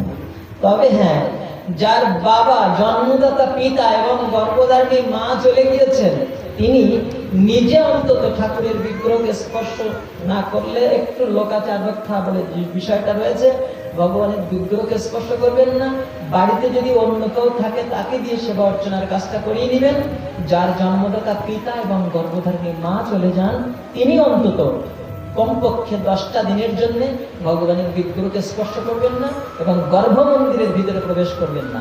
এমনি বাইরের থেকে তুলসী দিয়ে ভগবানকে দর্শন করিয়ে নিয়ে আপনি হব্বিষান্নটা পিণ্ডদান করতে পারেন এবং নিজে প্রসাদ গ্রহণ করতে পারেন, কিন্তু সেবা বা অর্চনার কাজটা বাড়িতে অন্য কাউকে দিয়ে করিয়ে নিতে পারেন যার গর্ভধারিণী মা এবং জন্মদাতা পিতা দেবরাবে। এছাড়া জ্ঞাতি গোত্রের আর যারা রয়েছে, তারা যদি প্রসাদ ভোজী হয়ে থাকেন, ভগবানকে যা সেবা দেই আমি তাই গ্রহণ করি, এমন যদি হয় তাদের সেবা বন্ধ হবে না, অসহজকালেও সেবা বন্ধ হবে না। কিন্তু ভগবানকে একরকম দেই, আবার আমি একটু আমার জন্য একটু বিশেষভাবে একটু খাওয়ার ব্যবস্থা করি, এরকম হলে ওই কয়টা দিন আপনি সেবা দেবেন না। আপনি জ্ঞাতি গোত্রের বাইরে অন্য যারা আছে তাদেরকে দিয়ে করিয়ে দিতে পারেন। আপনি ভগবানের বিগ্রহকে স্পর্শ করবেন না বা গর্ভ মন্দিরে যাবেন না, তবে নাম জপ বন্ধ হবে না, আপনার জপ বন্ধ হবে না, বা অন্য যে আনুষঙ্গিক কর্মগুলো রয়েছে সেগুলো কোনো বন্ধ হবে না। তবে ওই সময়টা ভগবানের সেবা, বা যদি কেউ বেদ পাঠ আদি করে থাকেন, ওই বেদ পাঠ, অধ্যয়ন, স্বাস্থ্য সেবা, এইগুলো বন্ধ থাকবে অসহজকালীন সময়, যারা নিত্য সেবার সাথে যুক্ত না তাদের জন্য। জয় নিতাই, জয় গৌরহরি। আর দীর্ঘায়িত না, আপনাদের জীবনের প্রতিটা মুহূর্ত কৃষ্ণ ভাবনাময় হোক, কৃষ্ণ চেতনাময় হোক, এই আশাবাদ ব্যক্ত করে আবারও আপনাদের কাছে ক্ষমা ভিক্ষাছে। এখানেই পাঠ বিশ্রাম।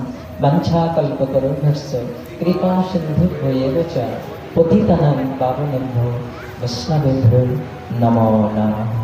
জয় জয় রাধে। জয় জয় শ্রী গুরু নিতাই গৌর